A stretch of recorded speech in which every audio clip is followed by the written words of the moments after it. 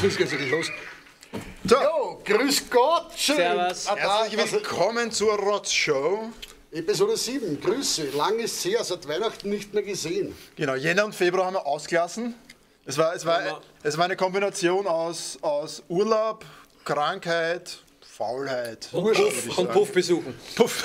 Ja. Wir haben ausgelassen gefeiert, deswegen haben wir die Sendungen ausgelassen. Ja, und die Krankheit ist ja dann das Resultat. Genau, es hat aber nichts zu tun gehabt mit diversen Corona-Bieren oder sonstigen. Viren. Entschuldigung. Ja, sollten Sie das erste Mal mit reingeschaltet haben, herzlich willkommen. Wir sind die Band Rotzpiepen aus dem Studio B in einem unterirdischen Keller in Vietnam. Diese Show ist interaktiv und außerdem ursuper live und interaktiv heißt, Sie können unten im Chat irgendeinen Blödsinn hinschreiben. Sie können uns aber auch Fragen stellen oder einfach nur irgendwas schreiben. Na, schau wie nicht. Der Audi Unlimited sagt, er hat uns vermisst. Du bist der Arne. Danke. Ja, aber wer sollte uns Fragen stellen? Und der Proletentoaster ist wieder da. Servus Proletentoaster, wir haben dich vermisst. Ohne Proletentoaster hätten wir ja gleich wieder aufgehört eigentlich. Ne? Ja. Oder? War jetzt so der Duke of Simmering, Floridsdorf, glaube ich. Duke of Floridsdorf, ja. Ja, Rostpiepen, glaube ich, war auch dabei. Ja. Also Eisjelly habe ich letztens vermisst. Eisjelly, ja, stimmt. Ja, die waren großartig. Schlimm, was uns beim Green Jelly Video ausgehört haben. Ja, Neues aus dem Rotzersumstädter.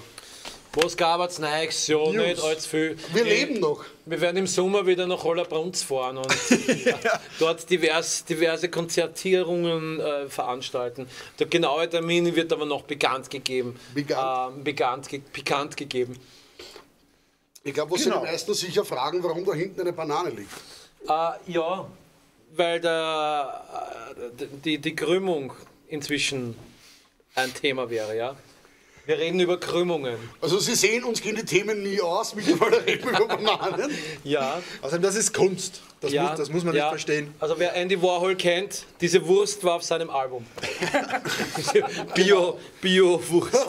Er hat Warhol gesagt. Tofu-Wurst. Ist das nicht Tofu-Wurst? Genau. Ansonsten sind wir wieder dick im Geschäft, oder? Wir haben Videos produziert, unglaubliche Sachen gemacht, die ihr heute noch alles sehen werdet. Ja. Ich glaube, auf was die meisten eigentlich warten, gleich wieder zu Beginn. Für alle Binge-Watcher von Seifenopern, ihr konntet es nicht mehr erwarten, Simmering ist überall die einzige Seifenoper, die was wo zählt. Es geht weiter. Demnächst auch in spanischer Version auf Telemundo. Und wir haben natürlich ein Wahnsinns-Staffelfinale für euch produziert. Und zwar, wie es sich gehört für ein Staffelfinale, ein zweiteiliges. Double Feature. Double Feature, Double Penetration in your mind. Und ich würde sagen, wir beginnen halt mal mit Teil 1 dieser Double Feature Sheet. Also, Genau, wichtig, Entschuldigung, dass ich dich unterbreche. Wichtig wäre noch zu erwähnen, jetzt kommt quasi die Folge 7 ist es, glaube ich, und dann später im Laufe der Sendung kommt dann noch die Folge 8. Das heißt, dranbleiben, aufpassen. Ein Grund mehr, nicht abzuschalten. Sonst werdet ihr nie erfahren, wie es ausgeht. Ich schaue noch mal kurz, was unsere Kommentare hier sagen. Kommentar Aria. Jack Rock ist da. Und der Herrscher. Nein, ich finde es allein, dass wir jetzt mittlerweile auch schon auf diesem Nokia 3310 YouTube verfolgen. Ich habe geglaubt, das war Snake. Ja, wir können uns vielleicht entschuldigen, wir haben eine quasi mini-technische Panne schon bevor die Show begonnen hat, und zwar das Tablet, was wir normalerweise haben, wo wir immer eure Kommentare lesen können. Ist im Arsch. Der Internet Explorer was hat er geschrieben? Ich bin ein Internet Explorer. Das Zertifikat wurde abgelehnt. Ja, Was? Das Zertifikat wurde gestrichen und gelöscht. Ja. Geht's scheißen. Oder wie wir sagen, funktioniert nicht mehr. Computer says no.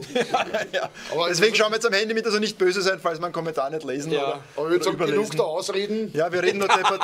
Das Alle sind Wichtige. gespannt. Also bitte. Ich würde sagen, Simmering ist überall, Folge 7. Zahlt euch den Scheiß eine. Hui, hui, hui.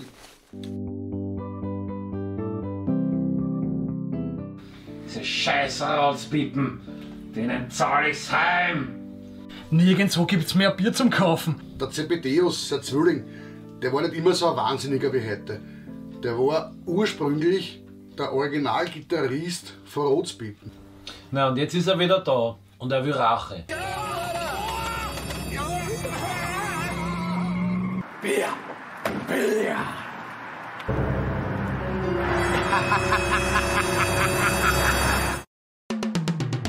Simmering ist überall, es ist wurscht, wo du bist.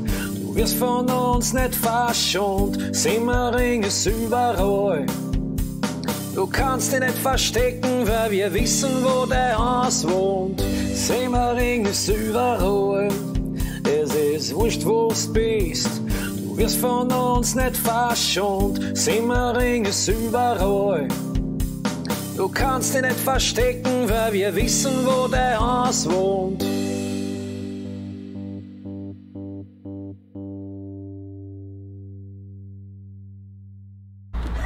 Ähnlich, Alter. Sag einmal, haben sie unter die Bullham geschissen und gesagt, Kisten, was musst du ein 6er tragen und dann noch das Heiselwasser geschleicht. Da hat es einfach was falsch verstanden. Bis 4 zählen kann er ja, aber alles, was ein bisschen drüber geht, geht über seinen Horizont. Schlagzeuger, weißt du. Naja, Gewehr. Du sagst da wirklich alles erst. Erst, Alter. Das ist ja warm. Da kann ich gleich nüchtern bleiben.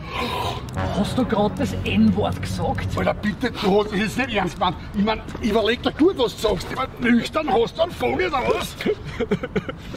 Wo ist eigentlich der Friedi auf das geschüttelte Kind? Ich meine, seit 20 Minuten pickt er da beim Supermarkt drin. Was tut der da drin, sag einmal? Ah ja, der ist noch geschwind drin bei der Dulcinea von der Wurstpudel und schaut, ob sein Gurkel in ihr warmes Fleischlaberleine passt. Ja. Denkt aber auch an uns, Bruder, der Trottel. Ja, sonst hätten wir keine anderen Züge. Der CBD, es ist immer noch hinter uns her. Wir saufen da Heineken, Gott sei Dank kein Corona. Und der braut als Gabertskamuren. Das ist Scheiße. Jetzt hab ich hab gesagt, ich mach euch fertig. Na und, wie geht's jetzt weiter, Depper? Jetzt mach ich fertig. Na, jetzt ist aber einmal Schluss, ja. Wir sind zu dritt und du bist alleinig. Du, rothaariger, Grüntee trinkender, am Naschmarkt einkaufender, Fahrradfahrender, Bäume umarmender, Globulis-süchtiger. Genau. Arsch. Pass auf, was sagst du, Pauli? Ich hab da den Andreas Cavalier. Die beste Nummer von ihm, die spüle ich euch vor. Ich blöff nicht. Ich sag's euch, ich blöff nicht. Wenn's deppert hat, du Gablé. Alter, jetzt beruhigt einmal. Mit sowas macht man echt keine Schmäh. Du weißt ganz genau, was beim letzten Cavalier-Konzert passiert ist. Also ich sag nur, während den Anfängen. Welche Anfänge? Ich sag euch jetzt, was passiert. Ich nehme ihn mit und es rührt sich nicht vom Fleck, weil sonst du Gablé. Und dann Happalapaluba, ihr ist davon. Bleibt jetzt stehen da. Lumpi, ich hab die Nummer von der Welt bekommen, yeah! Dies den Hu, Lapalu, was gehört denn da dazu? Macht grad beim Hu, Lapalu vielleicht die Augen zu. Ja, Alter, was ist da los? Um Gottes Willen. Was hat der Wahnsinnige mit ihm gemacht? Ah, hey. Was ist? Komm. Wurstfachverkäuferin. Wurstfachverkäuferin. Ich glaube, er kommt wieder zu sich. Burschen, was ist passiert?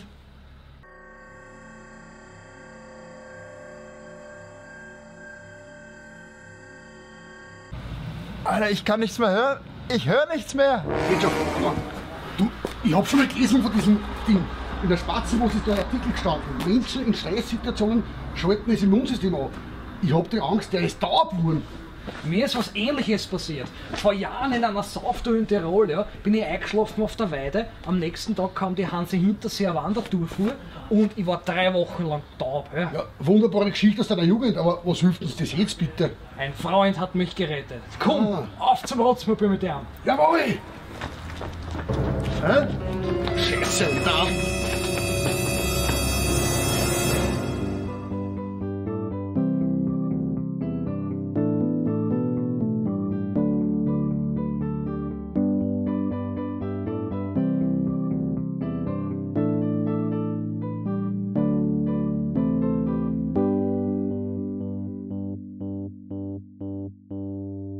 Ist das der Anfang? Hey! Der Anfang. Oh mein Gott! Oh mein Gott! Auf den Schock muss ich mir gleich einen Stiegel aufmachen. An Prost. Spannung nicht mehr. Prost! An Spannung nicht mehr zu überbieten. Ich kack und kotz gleich, dir das sagen. Es kann nicht Ja. schlimmer werden. Friedhof hört nichts mehr. Zacharias ist entführt. Ja. Schlimmer kann es nicht werden, oder? Sollen wir aufzahlen? Und Musik vom Gabalier ist auch vorgekommen. Also, Ja, also wie tief kann das jetzt noch na, keine Kosten und Mühen wurden gescheut. Oh, Da läutet ja an der Tür, wer kann denn das Ist die sein? Pizza da? Ist es ein Gast? Bitte begrüßen Sie unseren Gast. Bernardo! Da freue mich. Setz dich her, schneid der Hier bleibt die Pizza mal.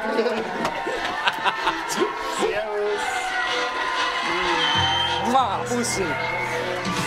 Bumsen macht die Beine schwach, okay. Fang das Hund. Schön, dass du da bist. willkommen. Ja, das Intro ist ja fließend vergangen. Genial. Wir dürfen euch unseren ersten Gast ever präsentieren, vielleicht auch der letzte. Schauen wir mal, wie es ihm gefällt heute. Wenn es ihm gut gefällt, muss er für immer hier bleiben. Ladies and Gentlemen, das ist der Dr. Exler von der wunderbaren Band, und ich sage das jetzt so, wie ich es immer sage, I'm a Sloth, weil ich weiß, ihm gefällt das. Perfekt. Stell dich mal selber vor, lieber Dr. Exler. Dr. Exler mein Name, Gitarrist, Sänger, ab und zu Bassist von I'm a Sloth und danke für die Einladung. Ja, bitte gerne. Aus einem Mangel an Freunden laden wir uns halt Mitmusiker ein oder andere Musiker. Du bist hier, um uns etwas zu zeigen. Daher genau, ich halte der Herr Umfang prominent präsentiert schon die allerneueste Platte Entschuldigung. der Band, I'm a Sloth. Es wird dann auch ein Video geben. Das ist eine echte Platte. Das sagst nicht nur Platte, das ist ja. Nein, es ist keine Lüge. Eine Platte. Ich würde es auch gerne rausnehmen, aber So Platte ist gar nicht. ich eingeschweißt. glaube, dass auch so oder so drin ist. Nein, lass zu, das wird einmal Vintage. Es wird was wert. Oh, fesch. Sogar auf Vinyl. In Mint Condition. Das haben wir bis jetzt noch nie geschafft, eine Vinyl. Darf ich mal haben? Na klar. Uns war das immer zu teuer, wir waren immer zu geizig und gesagt, Na, wir haben Schatz, gesagt, unsere kauft Fans sind alle so sierig, die geben nicht einmal einen Euro aus für einen Download. Warum sollen sie der Platten kaufen? Wir haben es halt Aber im es gibt auch noch Bier Fans mit Fans, die Geld ausgeben. Ja? Bin ich gemein? Nein. das ist schon fesch. Der Karl, der wird das schon nehmen, glaube ich, eine Rotzpippenplatte. Der Karl wird eine Wer ist dieser ominöse Karl? Wir werden genau eine machen für ihn. Wir machen eine Schallplatte und die kostet aber 1.000 Euro und der Karl muss kaufen, oder? Ah, das geht sich aber nicht aus, ob es 5 Healing. Und was kann sich der werte Käufer oder Downloader oder illegal Brenner dieses Albums jetzt erwarten? Ich glaube, das ist unsere beste Platte bis jetzt. Ist es die erste?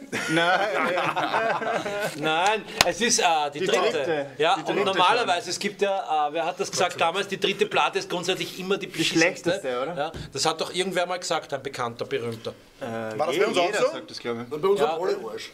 Bei uns hat die erste schon scheiße angefangen. Es war schwierig, die zu unterbieten. Also, Na, wird es halt immer schlimmer bei uns? Ja? bei uns ist, ja, da ist die dritte, was das betrifft, dann eigentlich die beste an Schlimmheit. Ja, so gesehen. Aber wir zählen ja sowieso da nicht dazu. Nein, aber diese goldene Regel gilt halt natürlich nicht für alle und schon gar nicht für Schlotz. Einmal Schlotz.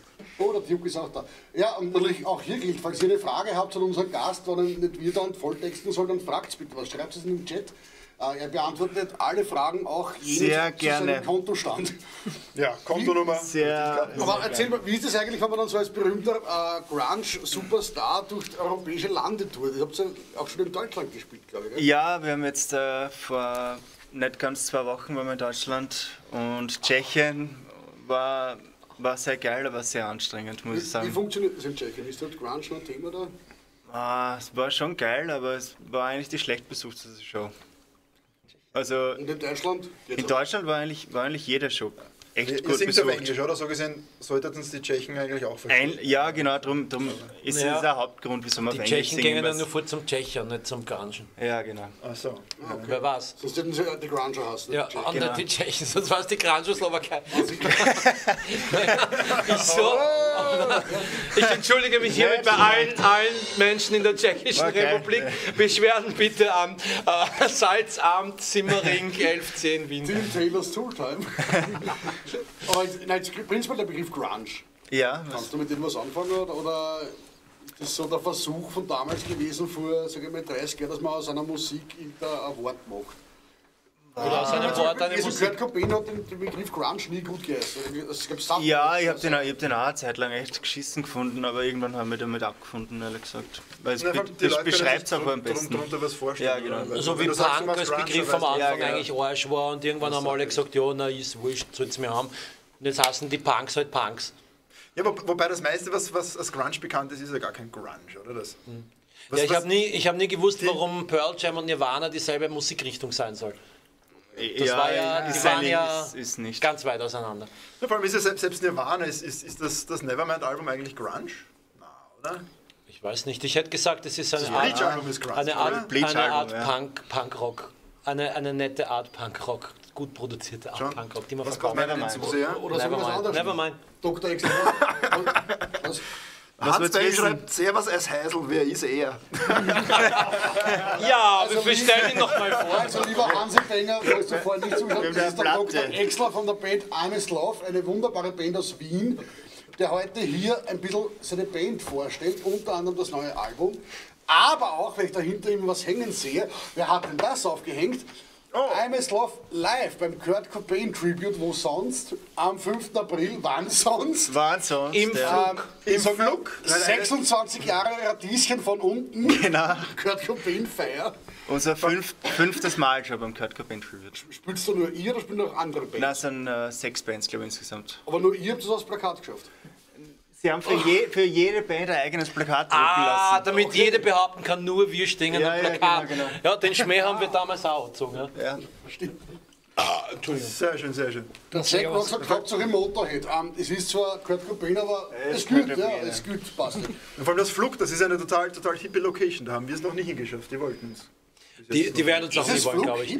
Na, also das Flug, es Das hat... ist doch ein Praterstern, oder? Ja, also Ja. zum Flug eine Geschichte. Ich bin ja als Kind im Prater oft gewesen. Damals war das noch eine Unterführung mit einem schieren Scheißhaus. Da haben wir uns nicht mal als Kinder durchgehen getraut. Ja? Wir sind immer oben gegangen. Wenn du unten reingegangen bist, das war eine Unterführung unter die Straße durch. Und unten war wirklich ein schieres Scheißhaus drin. Dann haben sie ein Lokal reingebaut, jetzt ist es ein Bobo-Scheißhaus mit Musik. Aber ich war schon mal dort und mir hat es gut gefallen eigentlich. Ja. Das Sound. Machen die nicht auch Kabarett dort? Diese Oben, ja. Pratersterne machen sie auch Pratersterne machen dort. sie Ja. oben, ja, genau. Also ein Scheißhaus sondergleichen. Also ich darf nochmal verkünden, Sonntag, 5. April im Flug. Genau.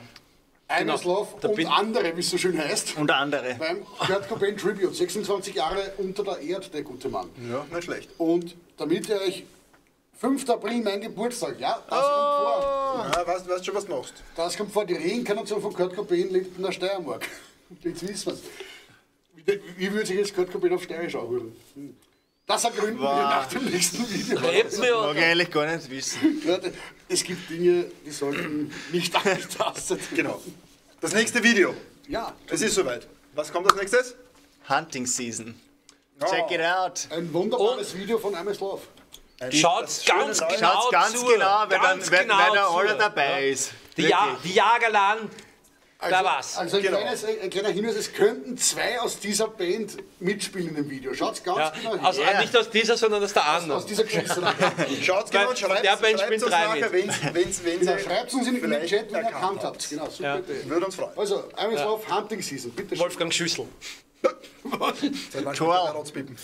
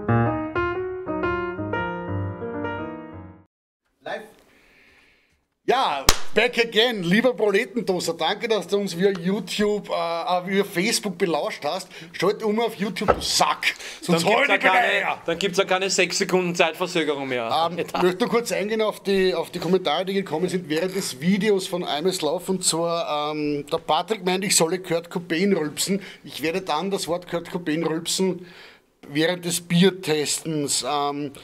Audio Unlimited hat erkannt, Lumpe und Zach sind drin. Richtig, du hast gewonnen. Was du gewonnen hast, verraten wir dir nächstes Jahr. Und der Patrick möchte wissen, ist der Fetzi die blonde Frau? Ja! Video. Nein, bin ich nicht. Ich habe auch mitgespielt. Ich spielte den Wald. Den ganzen Wald. So, und ich glaube, jetzt ist es Zeit, etwas zu trinken. Wir möchten nur kurz erklären. Patrick! Durst! Patrick, unser Gast muss auch mitsaufen. Ja, man reicht uns mal die Biere. Weiterreichen. Wir müssen dann noch kurz die Spielregeln erklären. Verderber. Lieber Dr. Exler, die Spielregeln sind denkbar einfach. Wir trinken Bier, wo wir nicht wissen, was drinnen ist. Und sollten dann irgendwann erkennen, welches es ist, welche Marke. Wir müssen das eigentlich eingefallen mit dem Bier trinken. Das heißt, ich finde das eine super Idee. Ne? Es war nicht immer Bier, es war einmal Klaus Thaler, wo ich mich von das Bier zu nennen. Stimmt. Das ist aber seitdem haben wir gesagt, unter Otterkringer wird nichts mehr serviert. Ja, du hast damals sogar Gambrinus wieder verlangt. Ja, das gleichzeitig. Ja. Aber ich würde sagen, geklagt dann. Also, apropos, die Trefferquote bisher sind 0%. Also wir können es nur mehr geben. Also 0 Promille sogar, würde ich sagen. 0 Promille. Also eigentlich sind wir, was das betrifft. Also, wir verkosten mal. Sehr malzig.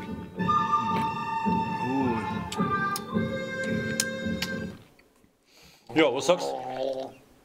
Warte, ich muss noch Kurt Cobain rülpsen. Also, kannst du das? Nein, es hat kaum eine Kunst. Es hocht sich dann auch wie eine neue Motorhead-Nummer, wenn du das machst. Was ist das? Es ist schon Bier offensichtlich, aber... Ja. Ich kann mir ja nicht entscheiden, ob ich es gut oder schlecht finde. Ich nämlich auch nicht. Es ist... Ein Schluck schmeckt zwar gut, aber wieder... Ich finde es sehr Ich schlecht. würde eher tippen auf irgendwas entweder Englisch oder Deutsches. Nein, ich glaube, es ist wieder Österreichisches, oder hast du wieder aus dem Urlaub? Karlskrone oder so. Oh, sagen wir es einmal so. Karlskrone. Nein, dafür hat es so viel Geschmack. Okay. Ha! Ich lehne mich jetzt ganz aus dem Fenster. Ladyboy-Piss. Nein, ich sag's nicht. Was schmeckst du? Ich schmeck Nuancen von Himbeeren, glaube ich. Himbeeren. Nein. Himbeeren, Erdbeeren, Bambeeren. Meine 3 Lieblingsbeeren. Ja, nein, ich schmecke am ersten Panda-Beeren aus. Nein, mein Verdacht war falsch. Corona gibt es nicht in der Dose. Ich glaube, wir hätten sicher Corona gegeben heute. Aber, ja. Der hat... Das war noch kein Tipp. Ja, er hat nur gesagt, was es nicht ist. Ja. Aber es stimmt, Corona war natürlich ein Gag gewesen. Ne? Aber ein schlechter. Der Duke of Floridsdorf meint, super, ich kann keinen Tropfen. Ich kann Tropfen, also er hat kein Bier daheim. Ja, Duke of Floridsdorf, wenn man selber nicht weiß, in Floridsdorf ohne Alkohol zu Hause sein, ist er wie unbewaffnet, aber der Dr. Exler meint, der teilt das gerne. Vorher darfst du einen Schluck trinken. Also ein Schluck für den Duke of Floridsdorf. Ein Schluck für den Duke, das reimt sich. Patrick Albrecht sagt, Klaus Thaler, das hatten wir schon. Das war wirklich geschissen. Ja, das ist keins, das hätte hätte ich ich erkannt. alkoholfreies Bier getrunken? Ja. Schaust du gar nichts? Leider. Absichtlich oder? Nein, es war eher so, weil es nichts gegeben hat. Bist du fett gewesen? Ja. Also ich muss vorher meinen Tipp abgeben. Also ich habe gesagt, was Englisches ich sage. Ich habe noch nie ein englisches Bier getrunken, glaube ich. Nein, ich sage, keine Ahnung, Forsters. Forst. Nein. Forsters? Nein, Forsters ist keins. Forsters. Ja.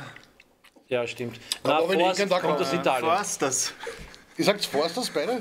Nein, ich sag Forst. Ich muss jetzt mal jeder einen Tipp abgeben. Okay. Nein, Forst ist auch nicht. Das ist irgendwas mit sehr viel Geschmack und Malz und so.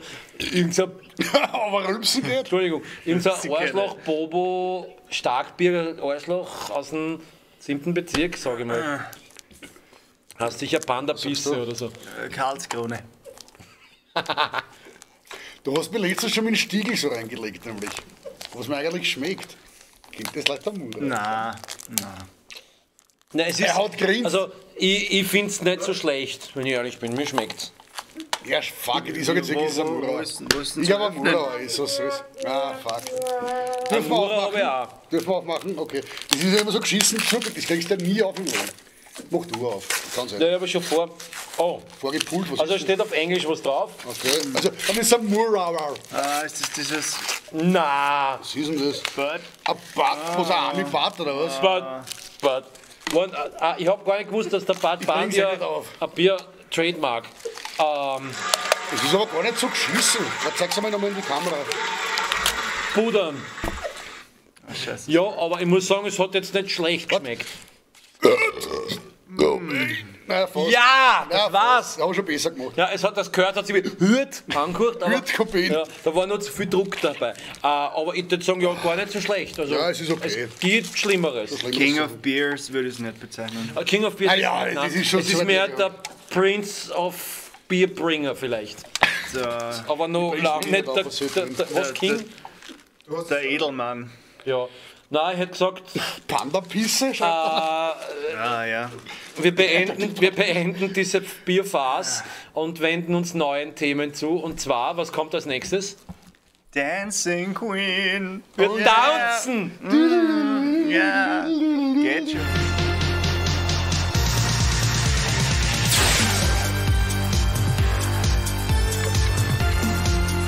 Grüß euch, liebe Rotzpiepen-Fans, hier ist wieder euer Lombardi, eure Dancing Queen. Wir sind bei Folge Nummer 6.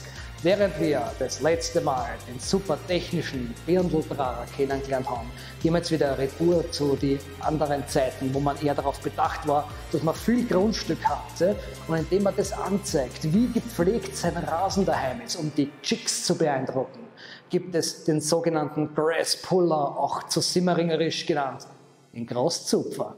Und dieser Move geht so. Wichtig für den Graszupfer ist, dass man wirklich schaut, schau, so hoch ist mein Gras, so viel Grund habe ich. Rechte Hand runter, linke Hand runter und energisch dran zupfen. Das heißt, wenn wir das eigene Gras ausrupfen wollen, weil man so viel hat, so reich ist, ja, ich kann mein eigenes Gras auszupfen, weil ich brauche es nicht zum Essen, das brauchen meine Viecher nicht. Wie immer integrieren wir das in sämtliche anderen Bewegungen. Graszupfer. Oh yeah, oh yeah, oh yeah. Zupf das Gras. Man muss das spüren, es muss zupfen. Ja. Das ist die Gangschaltung. Seitfleck und Graszupfer. Yes.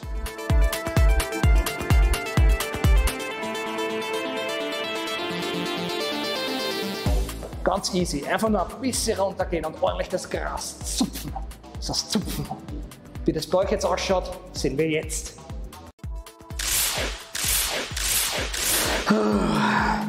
Okay, los. Zupft das Gras. Schön runter. Und dann nicht zu viel in die Knie gehen. Ein wenig nur in die Knie gehen. So. Und jetzt nur mit den Armen. Runter, runter, runter, runter. Zupf das Gras, zupf das Gras. Nicht so viel und die Füße bleiben am Boden. Ja. Ja, ich weiß, dass deine Eltern den ganzen Kurs sponsern, aber bitte probier's wenigstens, Karl. Ja? Und bitte machen wir Musik, weil sonst geht das eh nicht. Ja? Na, die Füße bleiben schön auf die Seite, bis jetzt so.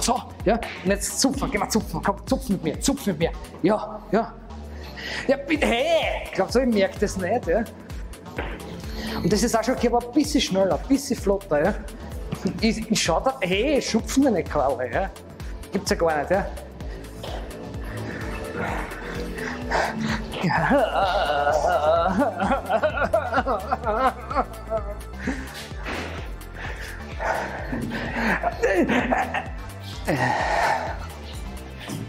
Und schon sind wir wieder am Ende von dieser Episode von Dancing Queen. Ihr habt diesmal gelernt, wie man so richtig das Gras zupft. Ihr müsst das zupfen und dann passt es auch mit den Chicas. Schaltet auch bei der nächsten Folge wieder ein, wenn es dann hier geht um Sachen in der Hotellerie, Gastronomie.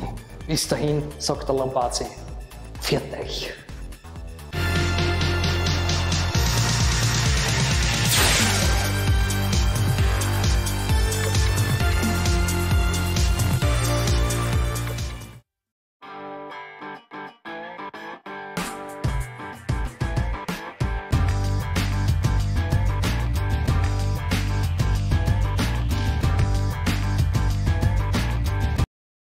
Live, ich habe keiner kennt.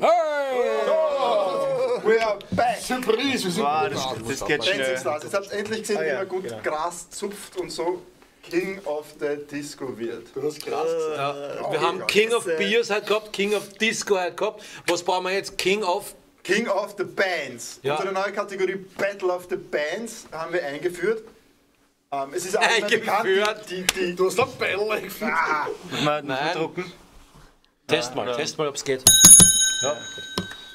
So, sind alle alterisch. Es wird wahrscheinlich Entschuldigung. extrem geil. Ja. Ja. Die schönste Band Österreichs ist schon seit langem bekannt und klar, das sind wir, oder? Absolut. Ja. Wir finden jetzt heraus, wer die klügste Band und die talentierteste, geschickteste Band von ganz Österreich ist. Deswegen spielen jetzt Rotzpippen gegen I'm a Sloth im Battle of the Bands. Ich erkläre das ganz bin kurz. allein, Wir haben 4 Spiele, es geht auf 3 gewonnene. Wir spielen jetzt 2 Spiele gegeneinander und später in der Show nochmal 2 Spiele. Und wir fangen am besten gleich mit dem ersten Spiel an. Zuerst darf sich der Bernie noch aussuchen, gegen wen aus der Band er antreten mag. Von wem er glaubt, dass er der schlecht ist. Zum ersten Mal im Leben wieder als erstes Mal gewählt. Zacharias. Ja, deswegen die Schockstarre. Na, Das heißt, die volle muss ich da Verantwortung, was tun? So, ich repräsentiere jetzt euch, oder was? volle Verantwortung lassen. Super! Großartig. Danke, Bernie. Rocket. So, also Spiel 1 funktioniert folgendermaßen. Aufpassen. Ich sage euch ein Wort. Ja.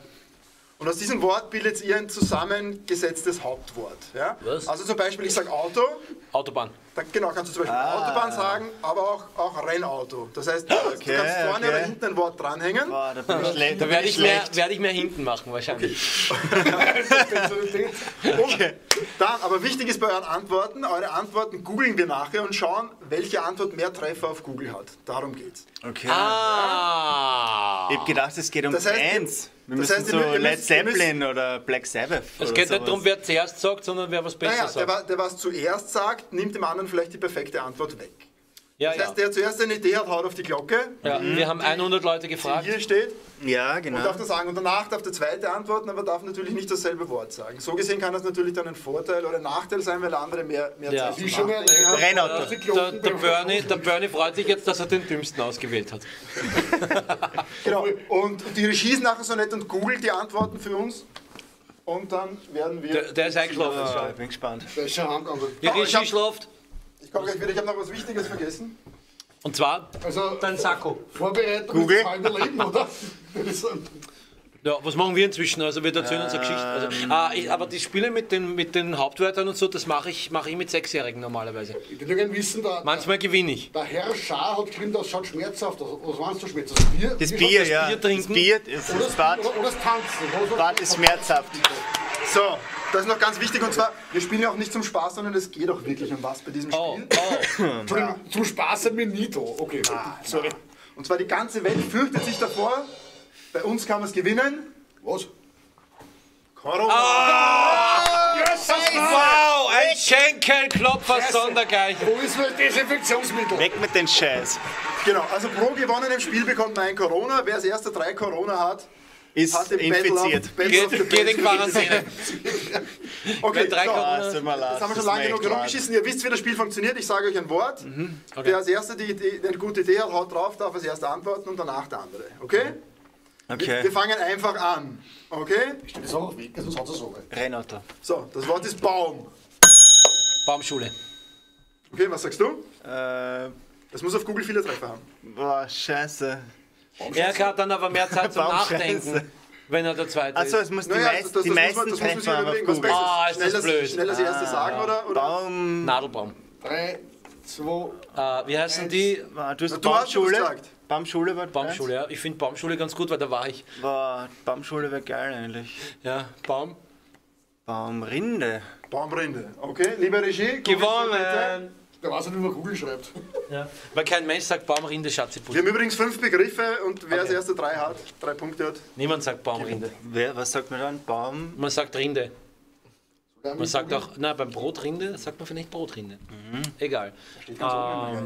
Baum, aber eigentlich ist es ein schweres Wort, gell? Baum. Baum. Baum, wie heißt denn das, wenn der Schrank runtergeht? Das heißt ja auch irgendwie Baum. Baum irgendwas. Baum? Baum?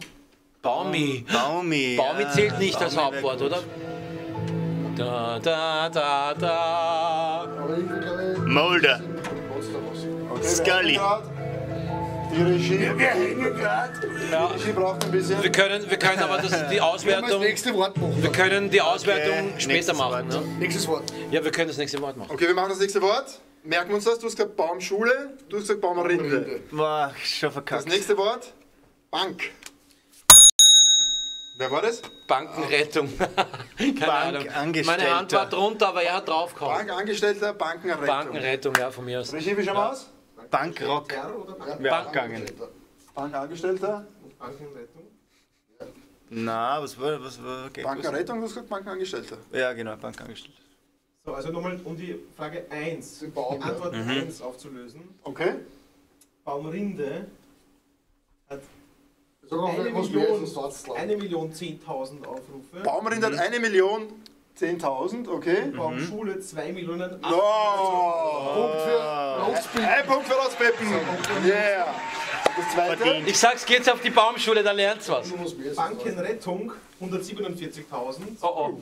Bankangestellter 631.000. No. Oh, Ausgleich. Sehr wenig. Ausgleich. Okay, 1 zu 1. Finde ich schwach. 1 zu 1. Okay. Das nächste Wort, Bier. Biertrinker. Biertrinker, okay. Was sagst du? Bierpreiserhöhung. Das ist sicher um mir. Ja, das ist etwas, was sicher in Simmering alle googeln. Wartet man der Banküberfall früher. Nein! Stimmt, das passiert jeden Oder Tag. Bankrock. Ja, vor allem yeah. Auflösung. Treffer. Die Auflösung. Ding dong, ding dong. Biertrinker hat gewonnen mit 395.000 Aufrufen. Wie viel hat der andere? Oh, wir haben Zwei. 10.800. Oh! Das heißt 2 zu 1 für Amislav. Ja. Oh, okay, okay. Für mich war Eine richtige Antwort noch, Bierpreiserhöhung immer ein du hast Grund, das in die erste Spiel für Nachrichten dich zu schauen. gewonnen. Ja. So, das nächste Wort, Penis. Verlängerung. Ich glaub da Zacharias, was sagst Penis, Fisch. Vielleicht. Pumpe. Ah, das ist auch nicht schlecht. du? Die sagen noch richtig. Billiger, Die billiger. betteln sich. Penisverlängerung 944.000. Was nur?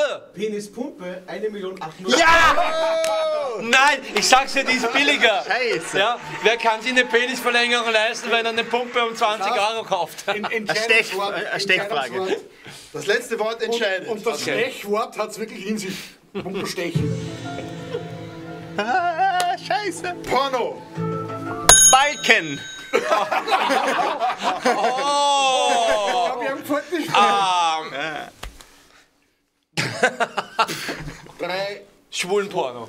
Ja. Das ist Porno-Balken, ist dasselbe Wort fast Was ist eigentlich. mit Star? Oder Graphie. Die Auflösung Pornobalken 28.300. Boah, urschwach. Schwulenporno 1.800.000. Und der Gewinner durch Schwulenporno, Zacharias. Gratulation. Ja. 2-0 und ich gehe in Quarantäne, gell? Das steht 1:0 für Rotzpippen. Ja. Wir machen jetzt auch schnell das zweite Spiel. Das macht Spaß, ich mach weiter. Cool, ja. So, und zwar habe ich hier... Muss ich das nächste auch spielen? Achso, nein, du kannst jemand neuen aussuchen als Gegner. Soll ich das ja. Spiel zuerst erklären? Ja, Ist lustiger, oder? Es geht um Wachteleier. Okay, nein. Ich habe hier ein Ei. Aber Ja, ist keins von deinen, oder? Nein. Die sind größer. das ist ein Flummi-Ei. Okay. Das Spiel funktioniert folgendermaßen. Jeder hat 7 Versuche. Man muss aufstehen, das Ei so vor sich fallen lassen und dann wieder fangen. Okay. Und jeder kann das 7-mal machen. Und Der kann sich jetzt entscheiden, ob er weiter spielt mit mir oder wen anderen nehmen will. Okay. Der Genau. vielleicht und, Botsch oder und wer ist das Ei dann öfter gefangen hat, gewinnt. Oh, Okay. fuck. Du kannst ja, wer auch immer. Ja, also dann, ich darf nicht mitspielen, weil ich bin ja. Du bist quasi der Showmaster. Showmaster, ja. Ich habe schon viel. Schiebung. Dann Fetz, magst du mir Das die Ehre sieht ja erweisen? Okay, Fett fang an. Alles. Natürlich lasse ich mit dir die Eier springen. Bitte. Aber nicht Ba, ba. So, muss man jetzt Magst du auch anfangen? anfangen, oder? Ja, du stellst dich am besten vor die Tür. Ja. Und ich gehe weg. Ist egal, wie ich es fallen lasse, oder? Das darfst du aussuchen. Genau, du musst schauen, wie du es am besten fallen lassen kannst. 7-mal. 7-mal und halt. Darf immer er wieder testen, fallen. vorher probieren? Nein. Was ist, bis jetzt alle fällt nach meinem Fenster rausgehupft? Haben wir noch Reserve? Ah, muss Der Dieter hat nachrufen. ein Ei gekauft. Disqualifikation, ja. 1, 1, Also, 7-mal. also 7-mal. Oh. 1. ich glaube, wir bleiben dabei, oder? So gestreckt, oder? 2. 2 Punkte. 2 von 3. 3 von 4. Oh yeah. 4. 4 von 5. Langsam ist er raus. Dachte ja. 4 von 6. Der letzte jetzt raus. Ja. Ah, 4 von 7. 4 Punkte. Naja, erst das. Hey, auf der Bühne bewegen wir noch. Nächstes Mal wieder selber. Kannst du mir einen Tipp geben? Okay, schau, was ihr alle als Gast steht ein Tipp zu. Ja, die flache Seite, so oder? Flache Seite. Flache Seite, ziemlich gerade nach unten fallen lassen. Ist wahrscheinlich am besten, oder? Aber ja, man darf Okay, nicht probieren. 4 Punkte sind zu schlagen. Du hast 7 Versuche. Wow. Viel Glück. Let's go. Buh! Du musst Aussteigen. ja, du musst es aus Brusthöhe fallen lassen. Brusthöhe. Nicht so. Nein, Jetzt hat er geübt, das zählt nicht. So geht's gar Wir nicht. fangen nochmal bei 0 an, okay? Los. 1 von 1. 1 von 2. Oh, ist schon weg. Ist noch alles drin. Ist schon weg. Na super. Das gibt der Eierspeis. Na, ich hab's gerade noch gehört.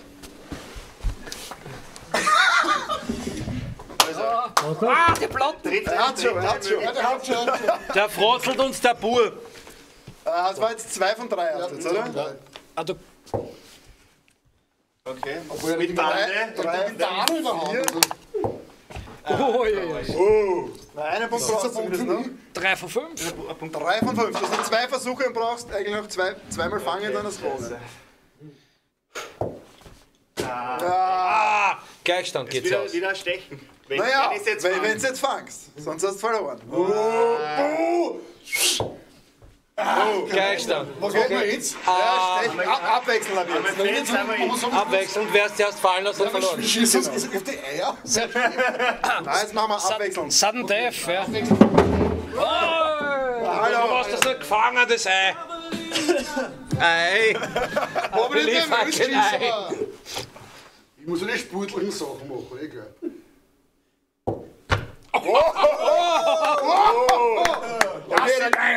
Der Katja hat vorgelegt. Schlecht. Der war gut. Da fällt's von jedes Ei. Bis deppert. Ja. Nicht schlecht. Aber easy. Und jetzt spielen wir 4 Tage durch. Also sollten Sie Wie auch lange noch kann was die Sendung vorhaben, normal? ich hoffe nicht. Das ist wie bei Wetten das, bis wir fertig sind. Bis wir fertig sind. Oh! So, jetzt musst du fangen, oder? Ich hab versagt! Versackt. Also, jetzt geht's um die Eier. Jetzt geht's um die Eier. Oh! Gratuliere. Dr. Wechsel hat nichts Eier. Gut, du kriegst auch ein Corona. Yes! So, ein Corona zu ein Corona. Setz sie wieder her. So, wie geht es weiter? Wissen wir das? Der Proletentoaster meint, er hat schon gesehen, dass die Gitarre umfliegen wird. Ja. Wir haben es dann geklärt. Ja. Aber eigentlich war es schon schön fangen. Hättest du es fangen können auch. Wünsch dir, was kommt. So, also nochmal kurz rekapitulieren. Es steht jetzt 1:1. Es ist unglaublich spannend. Später in der Show gibt es nochmal 2 Spiele, die dann wahrscheinlich entscheiden werden, wer den Battle of the Band für sich entscheidet. Ja. Und jetzt kommt, wünsch dir was, unsere Lieblingskategorie. Liebe Regie. Bitte.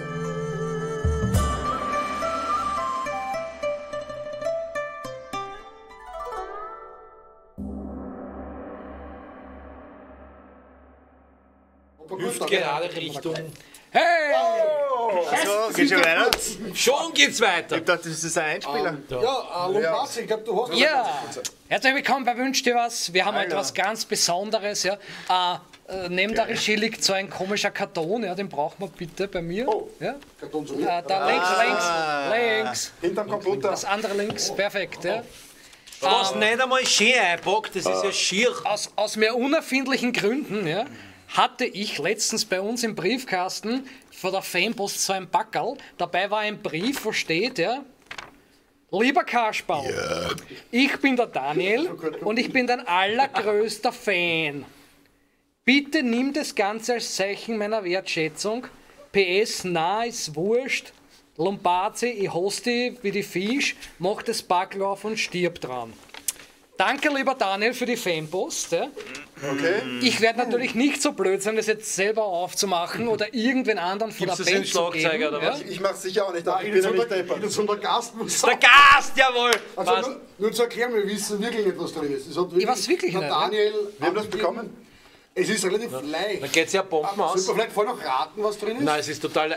Fäkalien Ich vielleicht. sage, ich Antipp, was drin ist. Ich will mittippen. Und wer näher dran ist, kriegt das nächste Corona. Genau, also bitte mittippen, was wird in dem Passt. Bottle sein. Bitte, komm mal Also ich glaube, dass er reingehustet hat.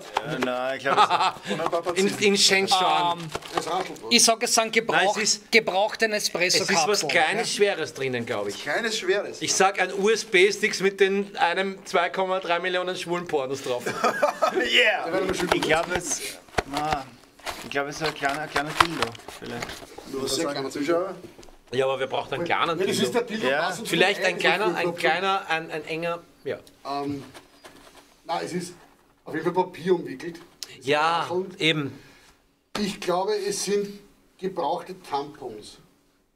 Boah, Oder dafür vielleicht- dafür oder- ist es oder ziemlich ist wieder schwer. der Wunsch der Haben wir- Fantasiegedanke, ich weiß nicht. Ja, das wird man riechen, glaube ich. Haben wir Gummihandschuhe oder sowas da? Also, Das macht jeder Burne auf. Also. vielleicht hat das Publikum Ja, aber wenn es ein nicht, Bomben aber ist. Dr. Oder Extra- ein Corona. Ups, Wir brauchen ein Pfeil. gut, dass da keine Steckdosen war. Ja, haben wir irgendwas das zum Pfeil? Haben wir irgendwas zum Das ist Öffnen? immer alles super zupickt, aber nicht zum Aufmachen. Also einfach. Ah, er hat es eh schon. Also, ich bin gespannt, was das jetzt ist. Lust nicht. Er hat schon wieder ausgeschieden, deswegen.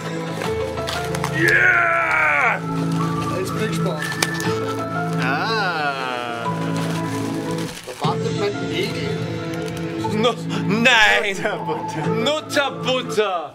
Butter, Butter? Nein! What? Nein, Ah, man sieht nichts. sehr gut. Wie heißt die Mutter von Nutterbutter? Mutterbutter! Nutterbutter! Also, lieber Daniel, wo immer du Und das Luft. hast, willst du was essen auch, oder? Ja, nein, essen wir das, bitte, essen wir das. Nutter Butter. Das hätte ich beim Schwulenporno nicht gesagt. Peanut Butter Lovers Cookie. Aufmachen! Aufmachen, das weiß man jetzt. Gut, wer war jetzt am nächsten dran? Ich sage, also Peanut Butter Lovers, das klingt wirklich nach Schwulenporno. Das klingt wie nur Tampons. Ja, Da hat es auch mal jemanden gegeben, der ein Moncherie geschenkt bekommen hat und alle haben sich gefragt, wie kann das so deppert sein und das einfach essen, ohne dass er weiß, von wem er es hat. Jackass! I dare you! Aber nett wie wir sind, bieten wir es zuerst unserem Gast. Ja, aber der war Bürgermeister. Dann schauen wir mal, ob er grün anläuft und dann... Ah, das sind so Doppelkekse. Daniel vergelt's gut, ja, und er hat schon auf Dreht. Ne? So viel, Da sind noch 4 drinnen, also einer überlebt dann wahrscheinlich. Danke. Ja, ich will eh kein Ganzes. Passt, wer von uns überlebt die Apokalypse? Prost einmal. Ja, wenn irgendwer Erdnussallergie hat, würde ich davon abraten. Dann wäre es wahrscheinlich tödlich, ja? Ja, Mutterbutter ist besser, aber... Ja. Haben wir Mutterbutter schon mal gegessen? Aber eigentlich müssen wir wegen Plagiat. Es riecht aber auch schon so. Geh mal her. Ich möchte ein Foto machen. Ja, vielleicht hätte man das Foto vorher machen sollen. Haben schon besser gespielt. Es ist wie ein Oreo nur hingespieben eigentlich. Aber lieber Daniel, danke für diese Aufmerksamkeit. Es ist wirklich super. Ja, vielen Dank. Also solltet ihr irgendwo in der Welt Produkte finden, die so heißen wie Lieder von uns, schickt es uns. Vielleicht findet ihr irgendwo Autoraffen, die Bumm zuhassen oder weiß ich nicht. Aber wir wissen jetzt, was Natter heißt. Prostituierte, die Jacqueline heißt. Das ist Ja, die, zum Beispiel. die Steigerungsform von Nat. Ist Natter. Ja, aber eigentlich ist das dann ein bisschen... Es schmeckt ziemlich schwach, muss ich sagen. Also, ja. Burschen, da weiter, ich muss schon fast gesperrt. Also wir haben Mutter, die Steigerungsform von Mut. Ah, Mut. Gut, Ja, Mut. also vielen Dank, wir freuen uns für die nächste Der Sendung, Mut- wenn irgendwer der Mut- irgendwas hat, was er uns schickt oder Wrestler. will von uns. zur Verfügung stellen kann. Whatever, wir erfüllen eure Wünsche. Nutterbutter. Aber nochmal vielen Dank. Und jetzt, wo wir richtig eingeschaut und deppert gefressen haben, wird es Zeit, dass wir unseren Körper wieder mal ertüchtigen. Ja, ein bisschen Sport war gescheit. Ne? Schon, gell? Ja. Und ich glaube, mittlerweile ist unsere lustige Rubrik Fit mit Fetz Ja, fit. bei den Strongmans angekommen, oder? Ist das schon so? Ja? Ja. Also, bitteschön, viel Spaß mit den ersten Folgen der Strongman-Wochen bei Fit mit Fetz.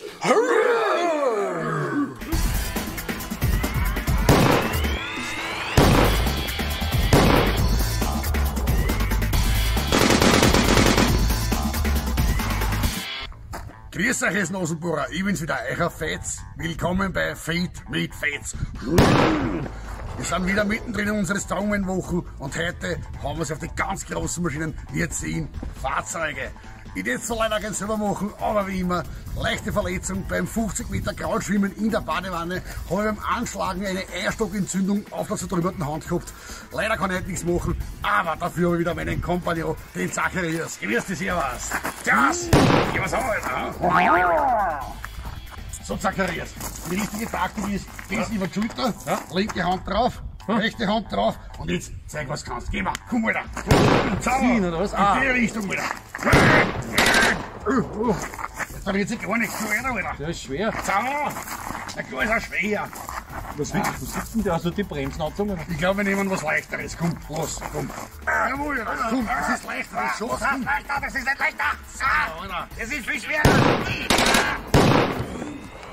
Aber was Kleines auch. Jetzt schon, komm, Zacharias. Das schaffst du jetzt, wirst du sehen. Gib alles. Kann dir meinen, das ist etwas verpflichtend erst. Gibt's ja nicht. Das ist eine Ordnung, für die kann man sich nicht sehen. Aber jetzt reicht es ganz gut. Gib alles einmal. Schau rein. Da bin ich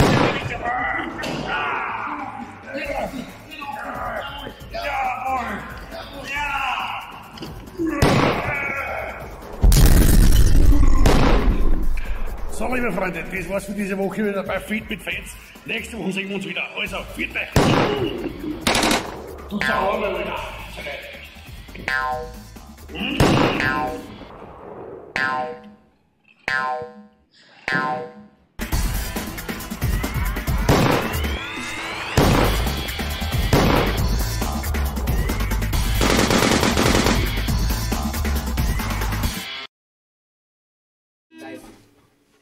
Ladies and gentlemen, Rotzpiepen Productions proudly presents Dr. Exler live. Viel Spaß.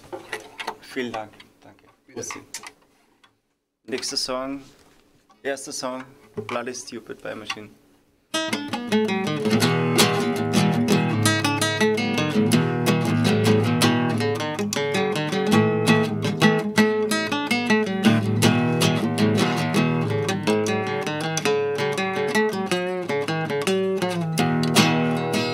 Sickness is almost everywhere.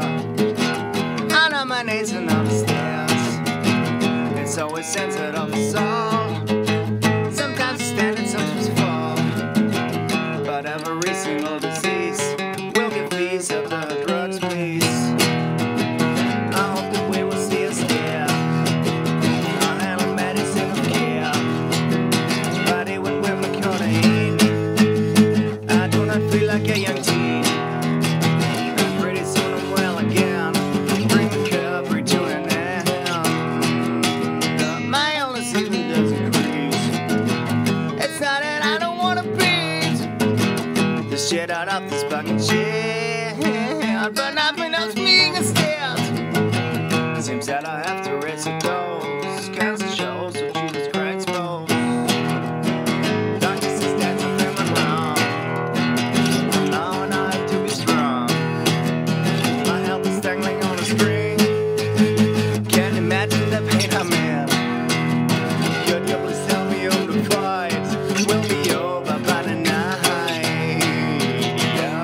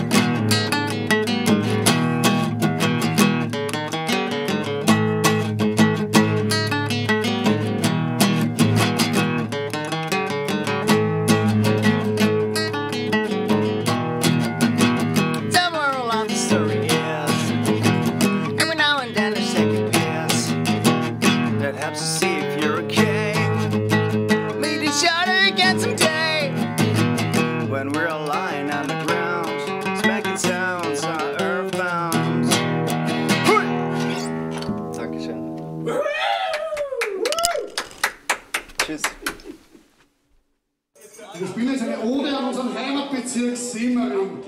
Weil du sagst, das ist alles Semmeringer. Ab 11 Uhr Müll ist man Semmeringer.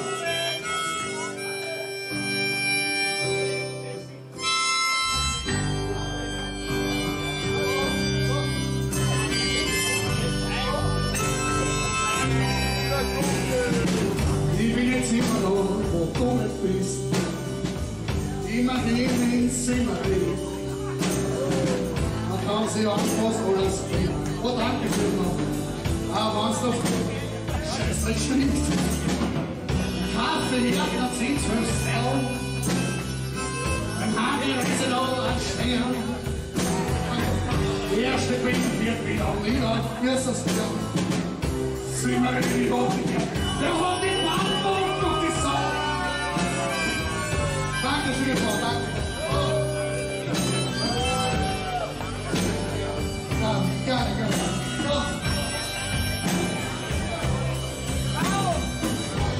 Ich bin jetzt bloß drüben ein Bilder. Sieht sie mit der Backen rein. Doch da sind sie nicht allein. Dankeschön, Frau, danke. Hunde dürfen nicht hinein. Sonst man durch die Logenstraße. Gleich durch die Lüfte hin. Kurz vor ihrem kleinen Riegel sehen wir richtig auf den Weg. Lass die Hosen auf. Jetzt alle, kommt. Lasst die Liebe fließen durch eure Adern. Ja, Berg ist doch Berg, ja. Vor allem ist noch Kaiser in der Stunde. Schauen wir alle den Pardon gehen. Dabei sind sie ja nicht viel schneller. Sie sagen rot und machen blau. Schauen wir gern das Joghurt geht am Zentralfriedhof spazieren. Jetzt suchen wir gleich ein schönes Platz auf. Semmering, wir Gast vor dir. Semmering, wir Gast vor dir. Semmering, wir Gast vor dir. Wie sie irgendwann gebiert. Dankeschön. Hintern haben Sie sehr, hallo. Ich will mich nie wieder waschen. Ich will ein Kind von dir.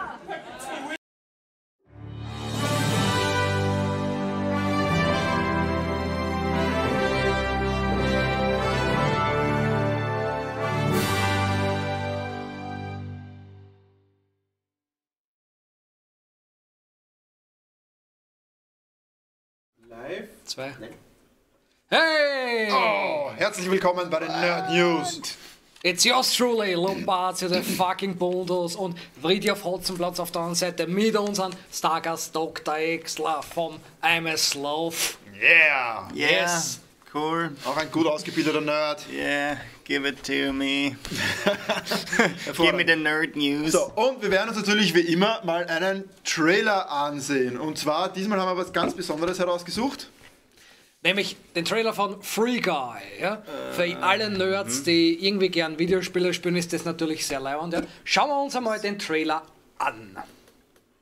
Okay. Aha. So, gut. Da können wir mitschauen. Ja, Free Guy? Ja. Beauty and the Beast, Aladdin and the Lion King. Twice. Das ist schwierig. No, es ist recht nett. Das ist diese, wie heißt das Computerspiel, das alle Kinder spielen und machen so Fortnite. Super Mario? Fortnite fängt das an. Ich bin immer runtergeflogen bei Super Mario. Ja, du bist so oldschool. Schau, im Endeffekt geht es um einen Typen, der eigentlich nur ein Nebendarsteller, klassischer NPC ist in einem Videospiel. Dass er mal draufkommt, es muss doch mehr geben und hier da anscheinend gibt es mehr. Flammenwerfer.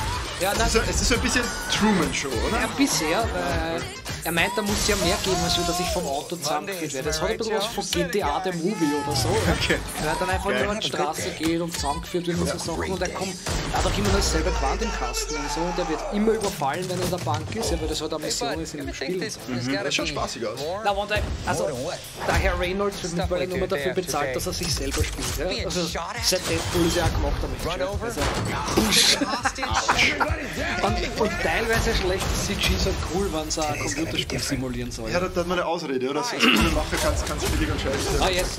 Das ist wie bei uns, oder? Wir sagen auch immer, das ist das Konzept. Ja. Genau, und jetzt kommt der Moment, wo er sich wehrt, oder? Ja, genau, sagt, da muss er was geben. Und da kommt er drauf, er hat jetzt diese Brille vom Spieler, mehr oder weniger. Er hat ihn umgebracht. Woher kennen wir diese Brille? Von Kappeln, dass sie leben. Ja. Wenn er sich's aufsetzt, kriegt er das Heads-Up-Display. Und auf einmal, aha! Genau, und da sieht er, was quasi wirklich los ist. Okay. Der entdeckt, dass er gleich nur Ein Loser. Und auf einmal, oh, ein Health-Pack. Ja, so. Geht's ihm wieder gut. Ja, da geht's schon voll durch. Ja. Is this what recreational drugs feel like? This summer. This summer. Ein bisschen dauert. Noodle scene in you, Ryan Reynolds And it's full of bad guys. with Ryan Reynolds. I'm a As a refugee. As a guy To be the good guy. who gets hit with the cars. Autsch. Das tut. Aber die anderen sind ja auch noch Computerprogramme, deswegen kann man so einen Film noch dann schöner ins Wald. Natürlich alles Is that a wieder Glock in mit. your pocket? Wenn ich wissen wir immer. So komme ich auch in meinen Raum. So Ja. mit einem Flicker. Ja. Salto. So kommst du irgendwann hin. Da komme ich rein. Das war ein Lutscherling. I'm gonna be the great guy. Wann kommt er? Wow, This summer. enjoy. Das habe ich schon gelesen. Ja, ich glaube im Juli irgendwann haben sie gesagt, ja, oder so. Ja. 3. Juli. Da hat unser Bassistin Geburtstag. Tatsächlich. Schön. Florian am 3. Die Juli. Flora, ja.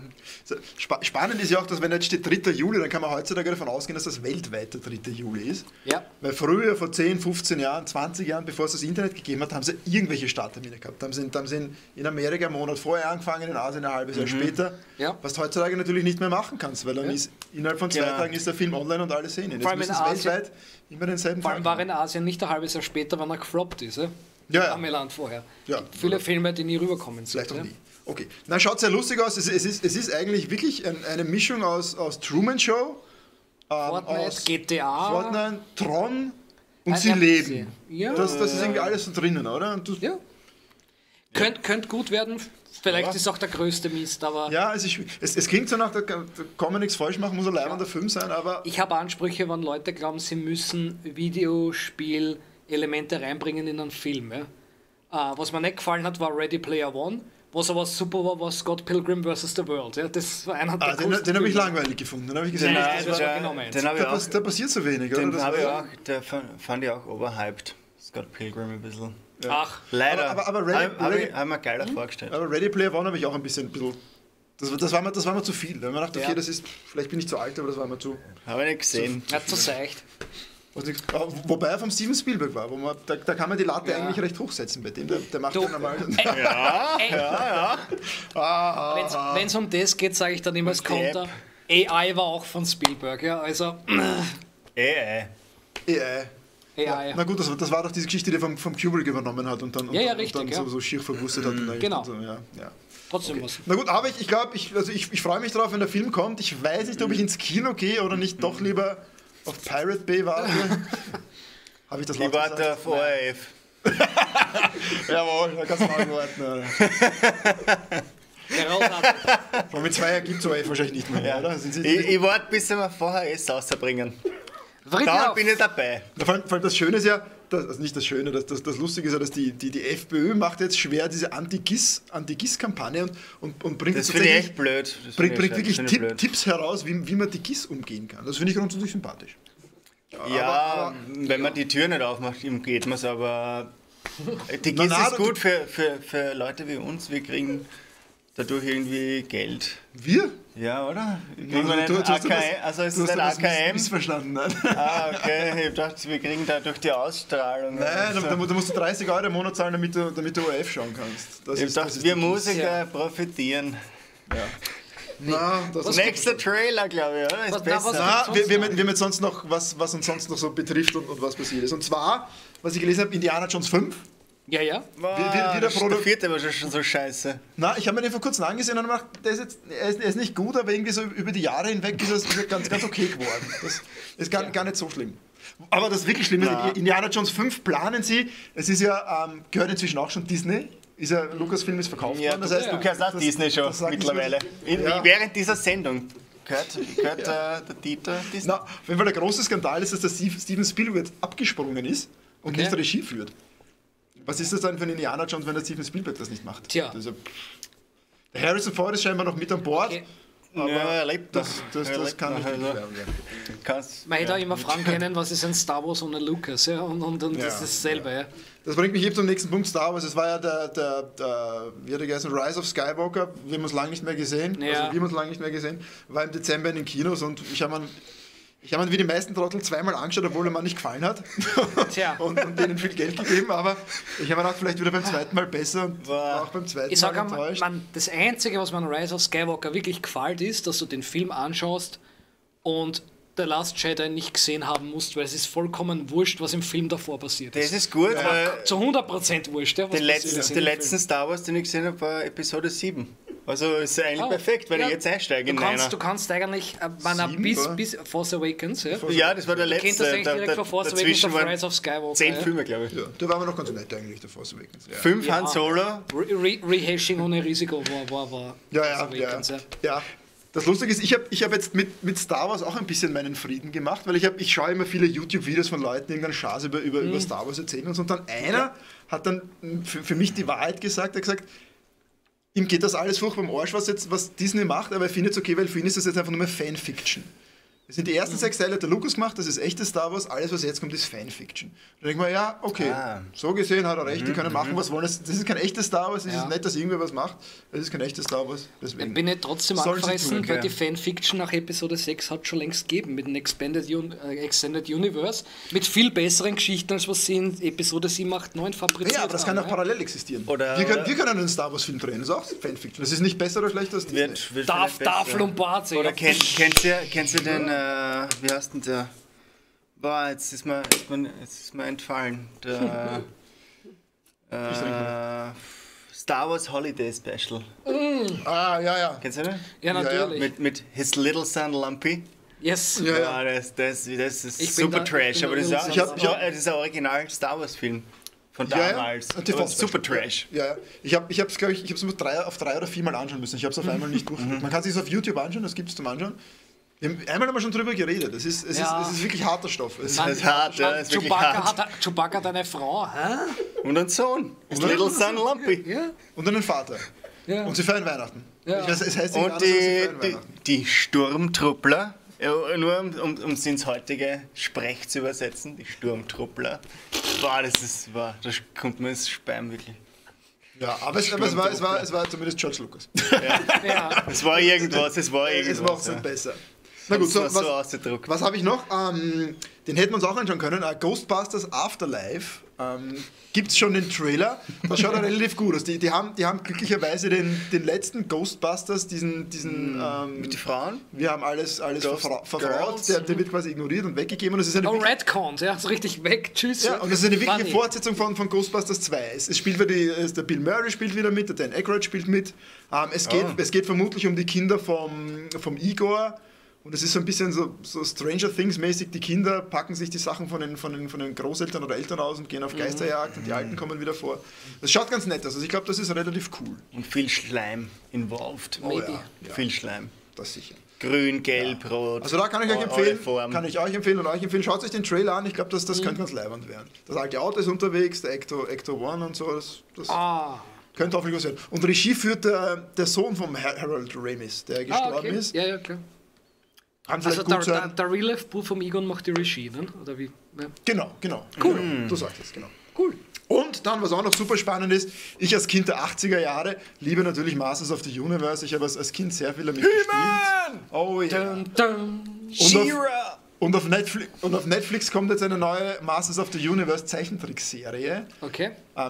Gemacht von Kevin Smith. Das ist ja der Nerd-Gott überhaupt. Dogma, Jay und Silent Bob. Ja. Genau. Hat auch so eine lustige YouTube-Show, die man sich ansehen sollte. Hat vor einem Jahr einen Herzinfarkt gehabt, hat seitdem, glaube ich, 50 Kilo verloren und ist jetzt ganz dünn. Und das klingt gut. Und das Allerleimendste ist, wisst ihr, wer den Skeletor synchronisieren wird? Ich hätte gerne sagen Leonard Nimoy, aber den gibt es ja nicht mehr. Ja. Mark Hamill. Oh! Also es muss eigentlich gut werden. Ja. Wer ist der He-Man? Keine Ahnung. Irgendein aufblasener Cornetto-Guy. Zumindest muss er eine fette Stimme haben. Es gibt auf Netflix schon diese She-Ra-Zeichentrickserie. Ja. Seit Jahren. Ich habe die ersten 2-3 Folgen gesehen, das war eigentlich ganz okay. Die letzte She-Ra-Folge, die ich gesehen habe, war in den 90er, was She-Ra war. Seitdem, ich habe, glaube ich, 30 Jahre der Fernsehgeschichte verpasst. Ja, schon. Deswegen bist du hier. Ja, danke. Ja? Danke fürs Einladen. Wir holen dich wieder rein. So, wow, tolle Sachen kommen. Ich glaube, wir überziehen schon massiv auf Eck zu. Und langweilen alle. Wir haben schon massiv überzogen. Gibt es noch was Wichtiges? Nein, wir machen einfach weiter. Wir machen weiter. Es kommt jetzt noch etwas in eigener Sache, ein kleiner Spot und nachher dann natürlich weiter mit den wichtigsten Nachrichten dieser Erde, mit dem Chillflash. Bitteschön.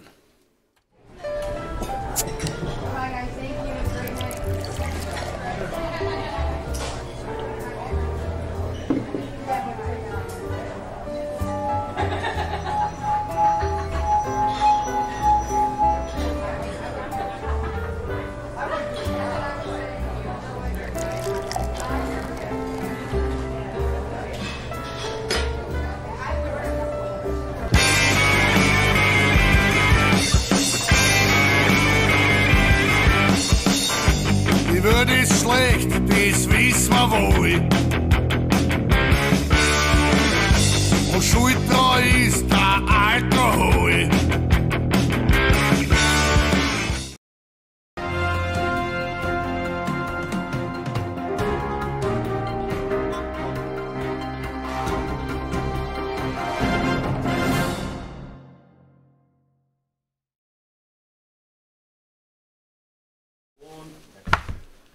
21:30 Uhr, herzlich willkommen beim Chillflash, die Nachrichten, die auch Sie verstehen. Wir beginnen mit einem Thema, das uns seit Wochen im Bann hält. Natürlich, es geht um das Coronavirus. Ein besonderer Fall dieses Coronavirus ist es in der Steiermark aufgetaucht. Bemerkenswert daran ist, dass der Krankheitsverlauf sehr schwach nur ist. Experten haben jetzt herausgefunden, dass der Erkrankte, ja hier zum Thema der Schuldige, der Erkrankte Richard P. aus Fürstenfeld wurde eingehend untersucht. Man fand heraus, dass insbesondere sein täglicher Verzehr von steirischer Kost gegen das Virus geholfen hat. Deswegen wird jetzt vom Gesundheitsministerium verordnet, dass sich alle Österreicher täglich mehrmals die Hände mit Kürbiskernöl waschen müssen und einmal pro Tag eine Schilcherdusche nehmen müssen. Weiters wird allen geraten, die Lieder von STS und den Storkoglern bis zur Besinnungslosigkeit zu hören. Weiters aber ins Ausland. In Israel wurde jetzt zum 3. Mal innerhalb eines Jahres ein neues Parlament gewählt. Auch diesmal dürfte keines der Parteibündnisse eine Mehrheit erreichen. Eine 4. Wahl steht jetzt natürlich an. Die UNO hat nun beschlossen, dass das Ganze außergerichtlich geregelt wird. Österreich wird seine Vermittlerrolle wieder mal wahrnehmen und unter den Kandidaten der israelischen Präsidentenwahl einen Wettbewerb abhalten mit den klassisch österreichischen Disziplinen Komasaufen, Wettrülpsen, gegen die Wand laufen und das allseits beliebte Nasenhaar ausreißen. Bundespräsident Alexander Van der Bellen betonte, dass Österreich seine Rolle als Vermittler sehr gerne wahrnimmt und schlief danach wieder ein. Jetzt ins Inland. HC Strache wird wieder kandidieren, und zwar bei der Wien-Wahl im Oktober, nämlich für, wie heißt diese Partei, für dieses DAÖ. Strache merkte aber auch an, dass die Partei wahrscheinlich noch umbenannt wird. In Ibiza wird schon fleißig diskutiert, welche Vorschläge man einbringen soll. Die 3 meistgenannten Vorschläge bisher heißen alle linken Pfraster abschieben, kurz Olga, oder karitative Organisation der kleinen Schnüffler, kurz Koks, oder der Haupttreffer, neue Super-Duper-Partei Österreichs, kurz NSDAÖ. Über die Parteinamen können Sie bis 31. Februar auf Facebook auf der Seite von HC Strache abstimmen. Einen aufsehenerregenden Prozess gab es im Landesgericht Wien. Ein ein Moldawier hat aus der Ukraine Zigaretten nach Österreich geschmuggelt. Ungefähr 12,5 Millionen Zigaretten hat er am Fiskus vorbeigeschleust. Er wurde nun zu einer hohen Geldstrafe verurteilt und zu einer Gefängnisstrafe. Die Länge dieser Strafe ist noch ausständig. Der Mann muss nämlich so lange im Gefängnis bleiben, bis er 12,5 Millionen legale Zigaretten geraucht hat. Aufgrund des Rauchverbots in öffentlichen Räumen dürfte das aber etwas länger dauern. Wir kommen jetzt noch zum Sport. Durch die wetterbedingten Absagen im alpinen Skiweltcup könnten jetzt einige Bewerbe ausfallen. Da mittlerweile keine Austragungsorte mehr mit Schnee vorhanden sind, werden jetzt die Vereinigten Arabischen Emirate einspringen. Man erwartet sich auch, dass dadurch neue Wintersportfans im arabischen Raum gewonnen werden können. ÖSV-Präsident Peter Schröcksnadel jubelte am lautesten und hat bereits Verträge für den Bau von 7 Liftanlagen in der Wüste Sahara. Zum Schluss zum Wetter. Es erwartet uns die erste Hitzewelle des Jahres, pünktlich zum März. Höchstwerte bis zu 32 Grad dürften es überdurchschnittlich warm machen. Zwischendurch sind einzelne Schneeschauer möglich. Ich danke Ihnen, das war's heute für den Chillflash. Guten Abend. Sie können Ihren Kaffee auf zweierlei Art süßen. Mit Zucker. Also mit 40 Kalorien. Oder mit Mutterbutter. Süßkraft. Also mit 0 Kalorien. Mein Name ist Ute Meinker. Ich bin 38 und habe 2 Kinder. Ich male leidenschaftlich gern. Aber Haushalt und Kinder lassen mir wenig Zeit dazu. Viel zu wenig. Auch zur Schönheitspflege. Da nehme ich Mutterbutter. Das ist unproblematisch, herrlich leicht, zieht schnell ein und glänzt nicht. Wirklich. Mutterbutter. Ist für mich genau richtig. Also, mir als Metzger ist es nicht wurscht, womit Sie meine Koteletts braten. Ich empfehle Ihnen Mutterbutter. Denn mit Mutterbutter. Da schmeckt Ihr Fleisch so richtig nach Fleisch und nicht nach Fett. Mutterbutter. Scheibletten sind jetzt in vielen Geschäften im Angebot. Die saftigen Toastscheibletten zum Überbacken. Zum Beispiel für heiße Früchtetoasts. Die herzhaften Holländerscheibletten zum Frühstück und zum Abendbrot. Mutterbutter. Hat die Vielfalt, die Sie sich wünschen. Ob heiß zum Überbacken oder kalt aufs Brot. Scheibletten über alles. Achten Sie beim Einkauf darauf. Scheibletten gibt es nur von Mutterbutter.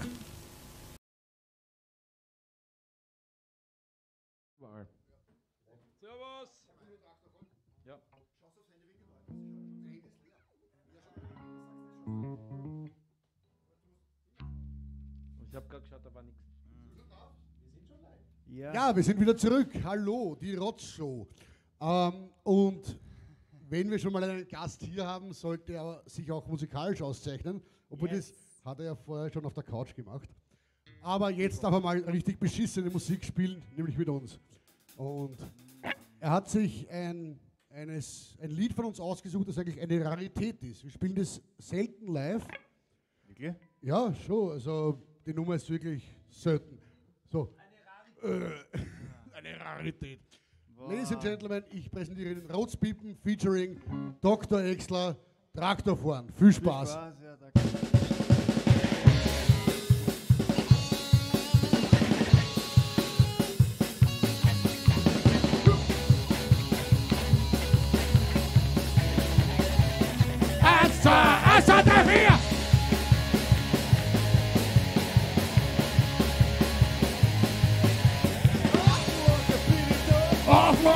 Ist er da?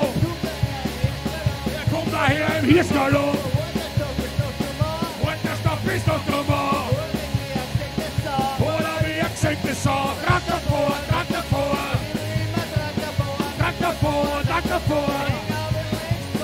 Traktor vor, Traktor vor. Traktor vor, Traktor vor. Und ich gebe hier die Spur.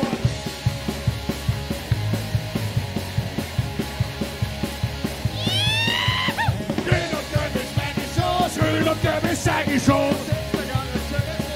6 gegangen, so geht's los. Kühler auf der Hausmusik. Warum gehst du keiner? Traktor vor, ich will Traktor vor. Traktor vor. Traktor vor.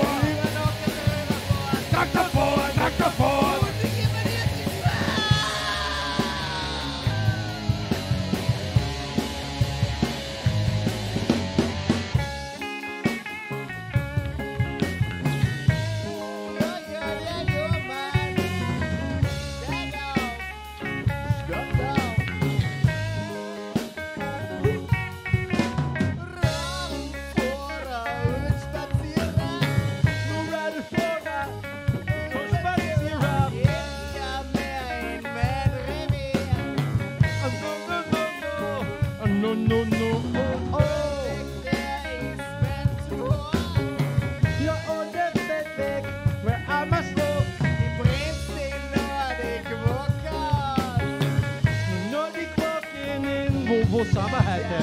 Kingston Town. Fahren wir noch eine Runde, oder? Fahren wir noch eine Runde? Ja! Traktor vor, Traktor vor, Traktor vor, Traktor vor, Traktor vor, Traktor vor, Traktor vor, Traktor vor, Traktor vor, Traktor vor, Traktor vor, Traktor vor, Traktor vor, Traktor vor, Traktor vor,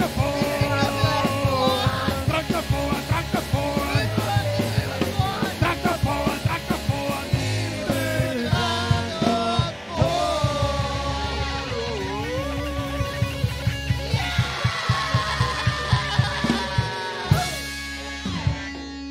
Yeah! Jawohl, inklusive 3 für ein Schlagzeug. Genau, wenn du das hinmachst, musst du das zahlen. Ladies and Gentlemen, Applaus, Dr. Exler! Ja, ich hab jetzt vergessen, Danke. Oh ja, und ein Highlight jagt das nächste.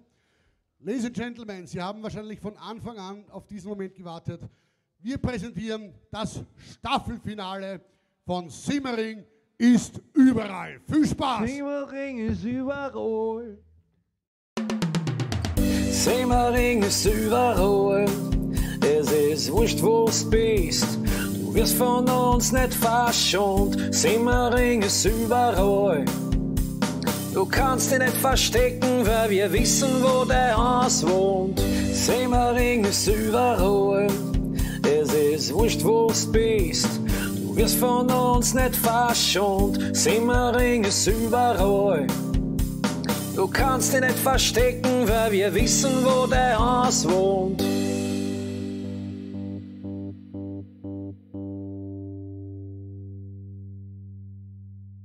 Alter, scheiße, ich glaube, er hat noch immer nichts. Der ist stocktaub. Fritschow, gib ihm die Dröhnung. Alter, er braucht's. Jawohl. Willst sagen, das funktioniert. Jawohl, Dröhnung. So, Fritschow, das tut jetzt vielleicht weh, aber es hilft. Achtung! Ich glaub, der hat gut drauf. Oh yeah.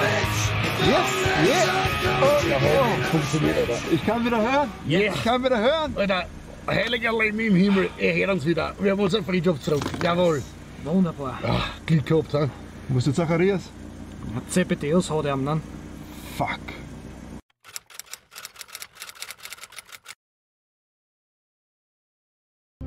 Da, lies es! Was willst du von mir? Du sollst es lesen! Mein Name ist Zacharias Unfall. Ich bin eine nicht checkende Milch. Bist du deppert?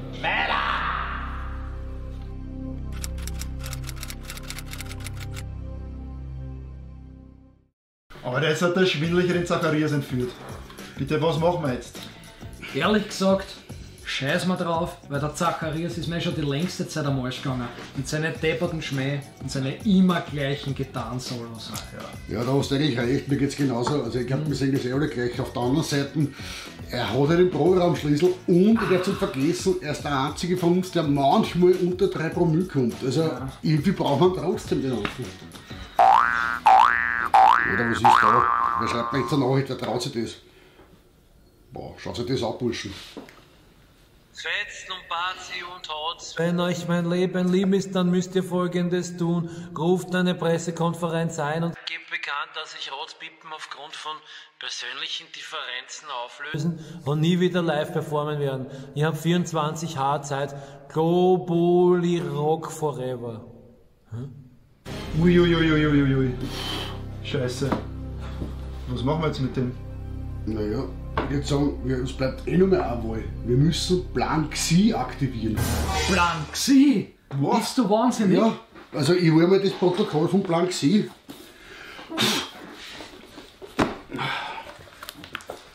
So, passt schon. Fritschow, ich rede jetzt militärisch. Du sofort Connections herstellen zum Krisenstab, zum Bundespräsidenten. Du informierst die Medien und ich rufe einen alten Freund an, weil bei dem habe ich noch was gut. Also, auf geht's, Burschen, auf! Ich bestelle mir dabei noch eine Pizza, ich komm gleich nach, gell?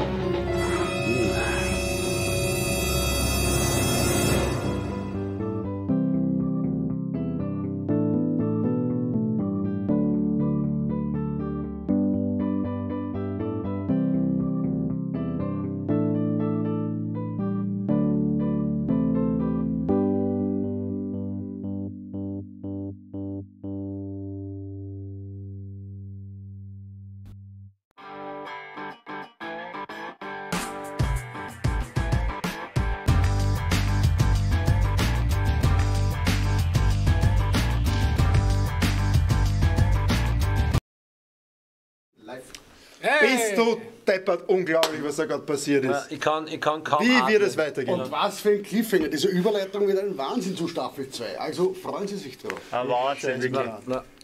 Selten war sowas Orges gesehen. Was ist dieser Plan Xi? Was passiert mit Zacharias? Warum bestellt der Fetz am Schluss eine Pizza?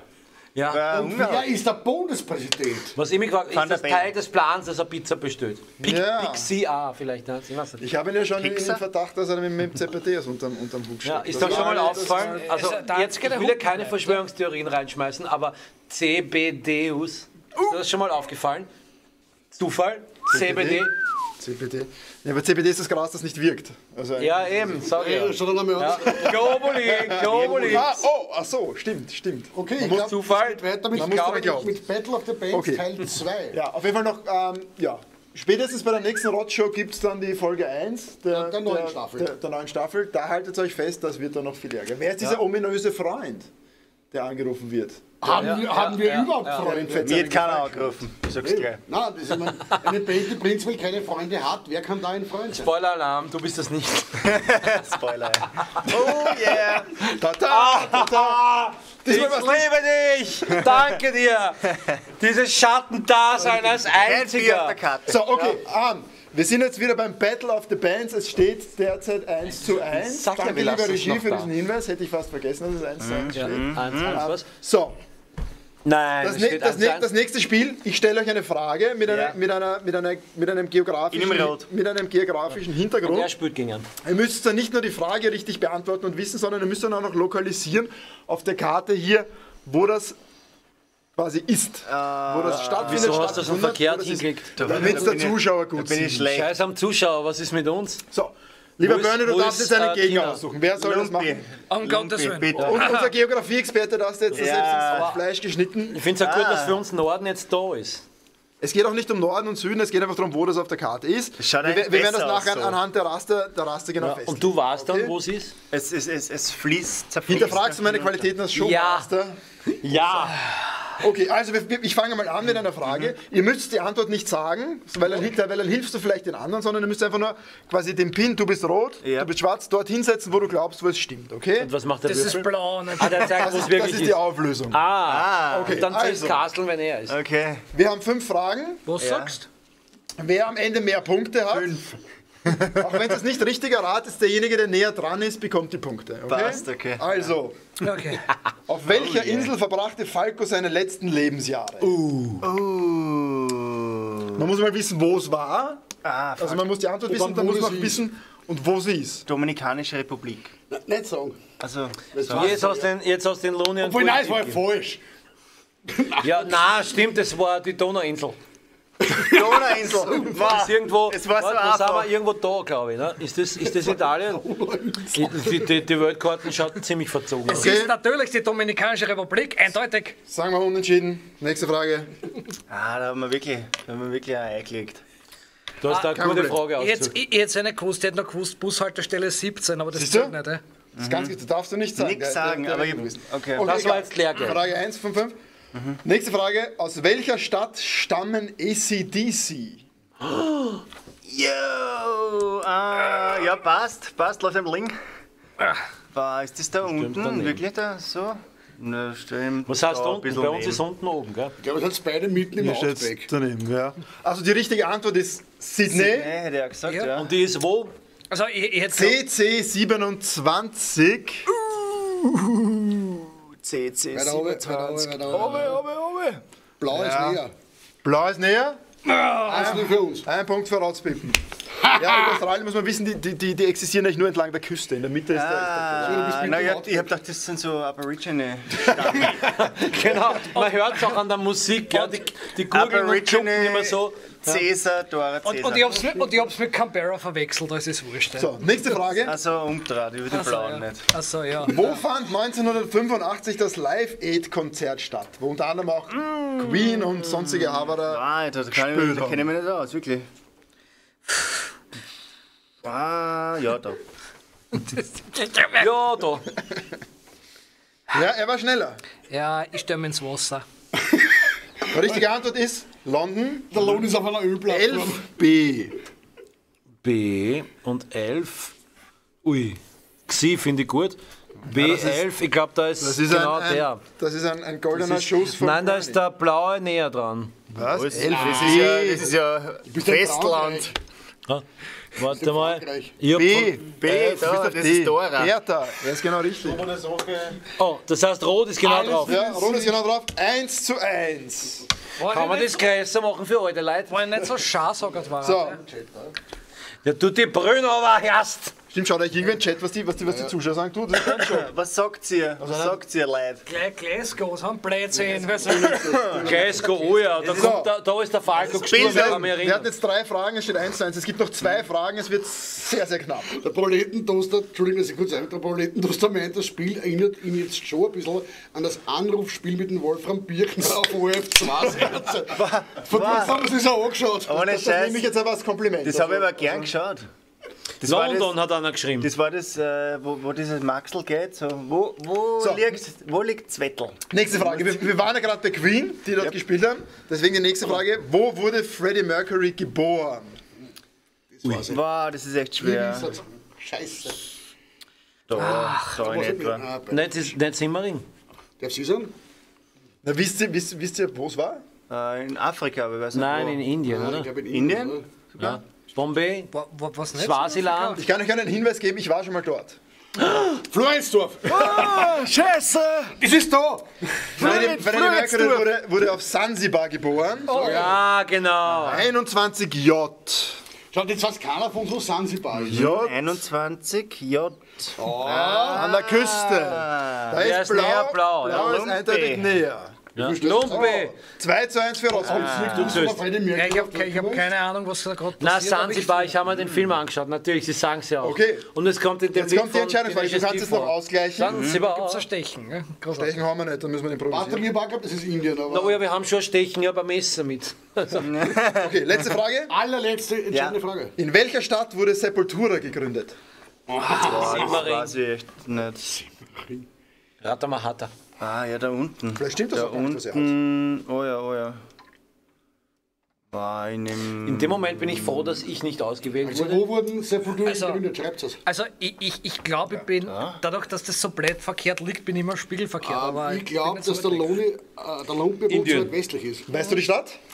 Es ist irgendwo in Brasilien und ich glaube, Brasilien ist da irgendwo, oder? Ja. Dieser Scheiß. Also die Stadt heißt Belo Horizonte, habe ich nachgesehen, das ist die zweitgrößte Stadt von Brasilien. Bello, das heißt, das ist Spanisch für Hund am Horizont. Okay. Hund am Horizont. Na, Bello ist Das Hund. ist so eine Yoga-Pose, glaube ich. T24 ist richtig. Theodor 24. So, wo ist 24? Ja. T24. Ja, das ist T24 Ja, das ist rot ist da. nicht, Da ist rot. Da ist 24. Ja. Rot auf jeden Fall. Rot ist näher. Rot ist näher. Also der Punkt das heißt Ausgleich. drauf. Jetzt das Stechen haben wir nicht vorbereitet. Das heißt, wir haben einen Unentschieden.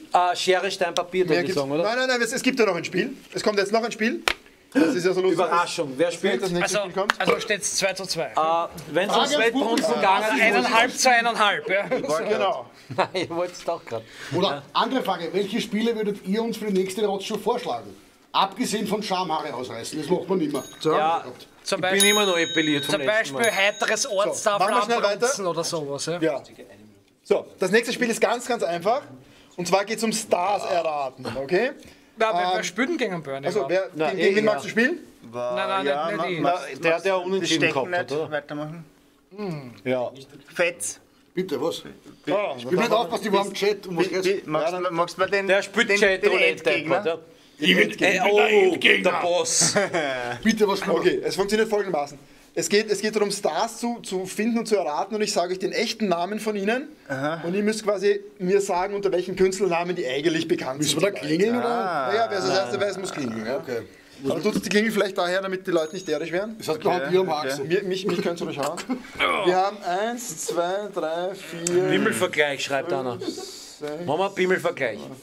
Wir haben 10 haben 4. Der Erste, der 6 hat gewonnen, okay? Das war 6 Bimmel.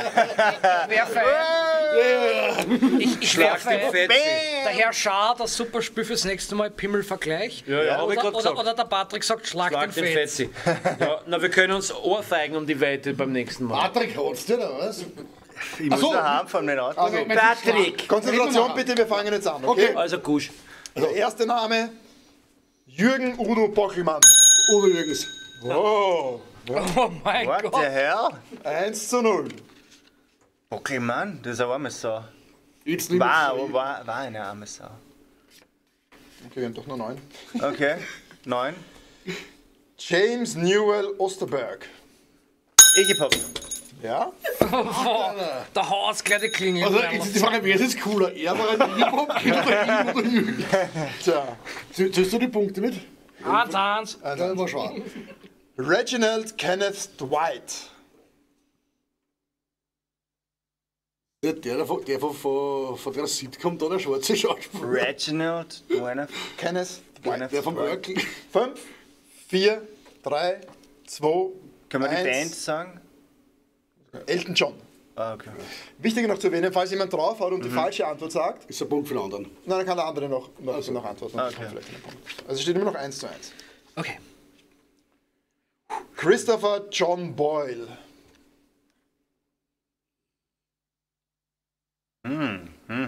Wer soll das sein? 5, 4, 3, 2, 1. Der Chris Cornell. Ohne Scheiß? Okay. Wow, das war nicht gewusst. Hier ist, glaube ich, Shea. War. Ich bin großer Soundgarden-Fan, aber ich habe nicht gewusst, dass es ein Künstlername ist. Chris Cornell klingt so gewöhnlich. Ja, Soundgarden ist schon Künstlername. Soundgarden. Ja. Nächste. Farrokh Bulsara. Freddie Mercury. Oh. Es steht 2:1 für Rot. Okay. So. Chris Cornell. 2:1 für Rotzpippen. War es ja nicht zu fest? Nein, das war gut. Nächstes Mal da, ja. War gut. Courtney Michelle Harrison. Aber du spielst nicht mit. wenn es er war, dann war es auch Karten. Oh, ja. Ding, ding. Weißt du nicht? 3:1. Haben die nicht alle einen normalen Namen? Offensichtlich nicht. Der Glaubst du, dass die heißt Ich heiße ja auch Dr. Exler.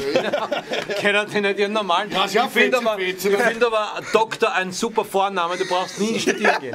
So, wir spielen weiter. Der nächste, du musst jetzt Gas geben, gell? 3:1. Courtney Love, sorry, war. Scheiße. David Robert Jones. David Bowie. Ja.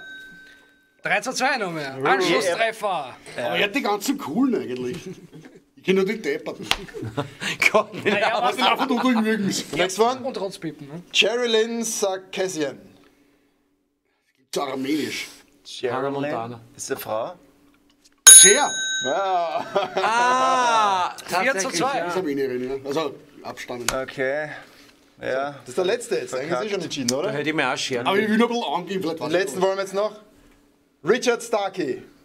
Bingo! Ah! Da, da. Fanfare bitte, was ist da? Der heißt Ringo Starr. Ja. Schon wieder so eine Zeit schon. Ah, Wahnsinn. Das heißt, Rotzpippen hat gewonnen. Okay, Iggy Pop und David Bowie. Ja, aber eigentlich. Die waren so gut. Schlägt Courtney Love und Dancing in the Streets, nein, das war nicht der. Respekt. Schön, das ist gut geschrieben. So. Wir haben ja unentschieden gehabt bei der Geografie, also kriegt jeder eins. Also das Ziel dieser Spiele ist auch, dass man Ja, nein, das macht nicht. Es geht einfach nur darum, Werbung für dieses Bier zu machen, von denen wir kein Geld kriegen. Oder kommt noch was anderes? Also, wir kommen jetzt in den Question- und Answer-Block. Schreibt uns, was ihr immer schon nicht wissen wolltet von uns. Ja. Und wir haben da eine Super Signation. Bitteschön.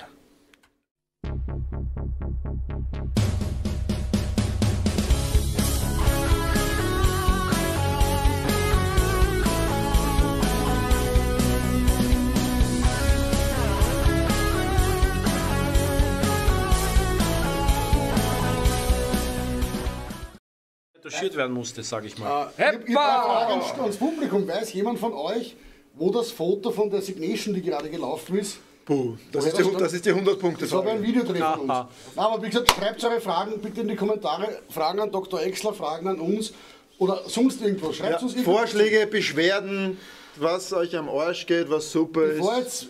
Bevor jetzt keine Fragen kommen, ich habe eine Frage, also ich habe 2 Fragen an euch. Punkt 1, was war das erste Rotzpiepen-Lied, das ihr jemals gehört habt? Will ich in den Kommentaren Und warum macht es so? Frage Nummer 2, warum war ich früher nicht pissen? Ich komme gleich wieder. Oh je, oh je. Boah, das allererste, was ich gehört habe von Rotzpippen war... Ja. Bauschutt Wettrauchen. Das erste auf der ersten CD. Das erste ja, du hast die CD genommen und hast das erste Lied. Habe ich das erste Lied angehört. Ja, was war mehr erstes? Was elektrisiert?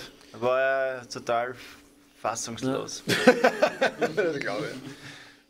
Bei mir ist es leicht, das erste, was wir geschrieben haben damals. Ne? Das war, glaube ich, aber immerhin. Ich glaube auch, aber immerhin war das erste, was du mir mal vorgespielt hast. Ja. Da haben wir gedacht, und du hast nicht umdraht. Und bist da habe ich mir gedacht, na servus. Servus. Und das erste Album war fertig. Wir haben eine ganz wichtige Frage von der Lea S. Ja? Mit der Frage, war das Flughörnchen im I'm a Sloth Video die Betsy? Nein! Wir kennen keine Betsy. Ja? Also, nächste Frage. Lea S. Wie kann man das erkennen? You got it. Ja, she never showed her fucking face. Warum weiß die das? Ja. Sie weiß, wer Flughörnchen gut darstellen kann, wahrscheinlich. Ja. Jack Rocks fragt, wann macht sie ein Live-Album? Wann wir mal gut spielen können, dass man das auch aufnehmen kann. Ja, so, nächste Frage. Wir schneiden einfach die Rotzshow-Live-Dinger zusammen und verkaufen. Wie hat dem Fetzi Gotham City gefallen? Fetzi? Wie? Fetzi. Wie hat der Gotham City gefallen? Es war sehr schön, ich war dort mit meiner Frau und meinen Kindern. Also Batgirl, wir sind Tochter, jahrelang nach Kroatien gekommen, das ist eine echte Alternative, muss ich sagen. Nein, also so viel zu dem Thema, der Batman nervt. Die Nerds sitzen da. Ich habe keine Ahnung davon, ich kenne nur den Batman aus der Serie, den lustigen Batman. Adam West. Halb Mensch, halb Bat. Aber ich muss sagen, meine Tochter, deren Meinung ich sehr schätze, fand den Joker-Film recht geil. Also ich sag, Gotham City war vielleicht gut oder auch nicht.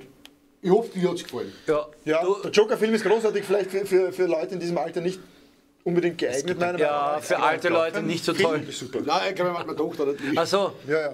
Also für junge Leute nicht so toll. Super Film. Ich habe da einen Kommentar vom Herrn Schaber, die Frage war, welches Rotzpiepen-Lied als erstes gehört wurde. Und die Antwort ist sowas von Popmusik technisch, dass es eigentlich präsentieren muss.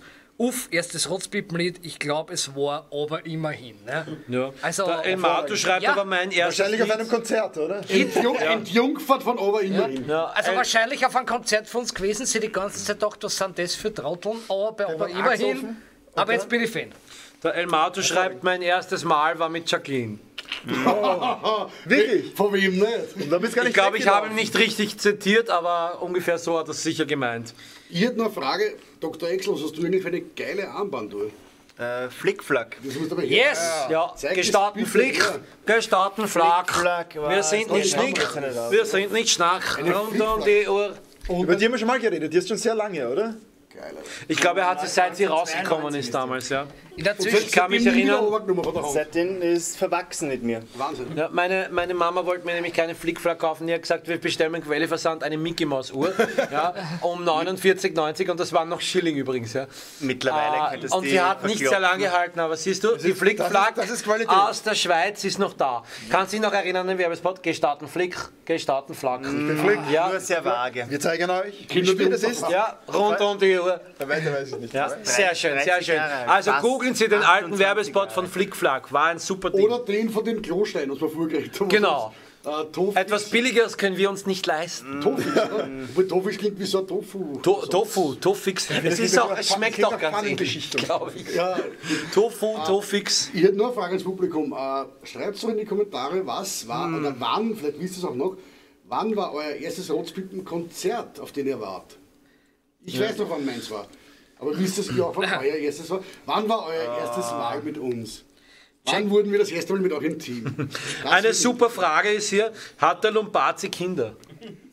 Ja, 3 sind nicht Bandkollegen. Das sind dann Hurenkinder. Ja, 3 Hurenkinder. Wer will denn das wissen? Ja, Jack Rock fragt, sicher eine schöne junge Frau, die gerne noch Kinder mit dir hätte. Oder? Jack Rock fragt, werdet ihr wieder bei Didi Baumgarten aufnehmen? Der Sebi hat zwar schöne Haare wie eine schöne Frau, ja, aber er ist keine schöne Frau.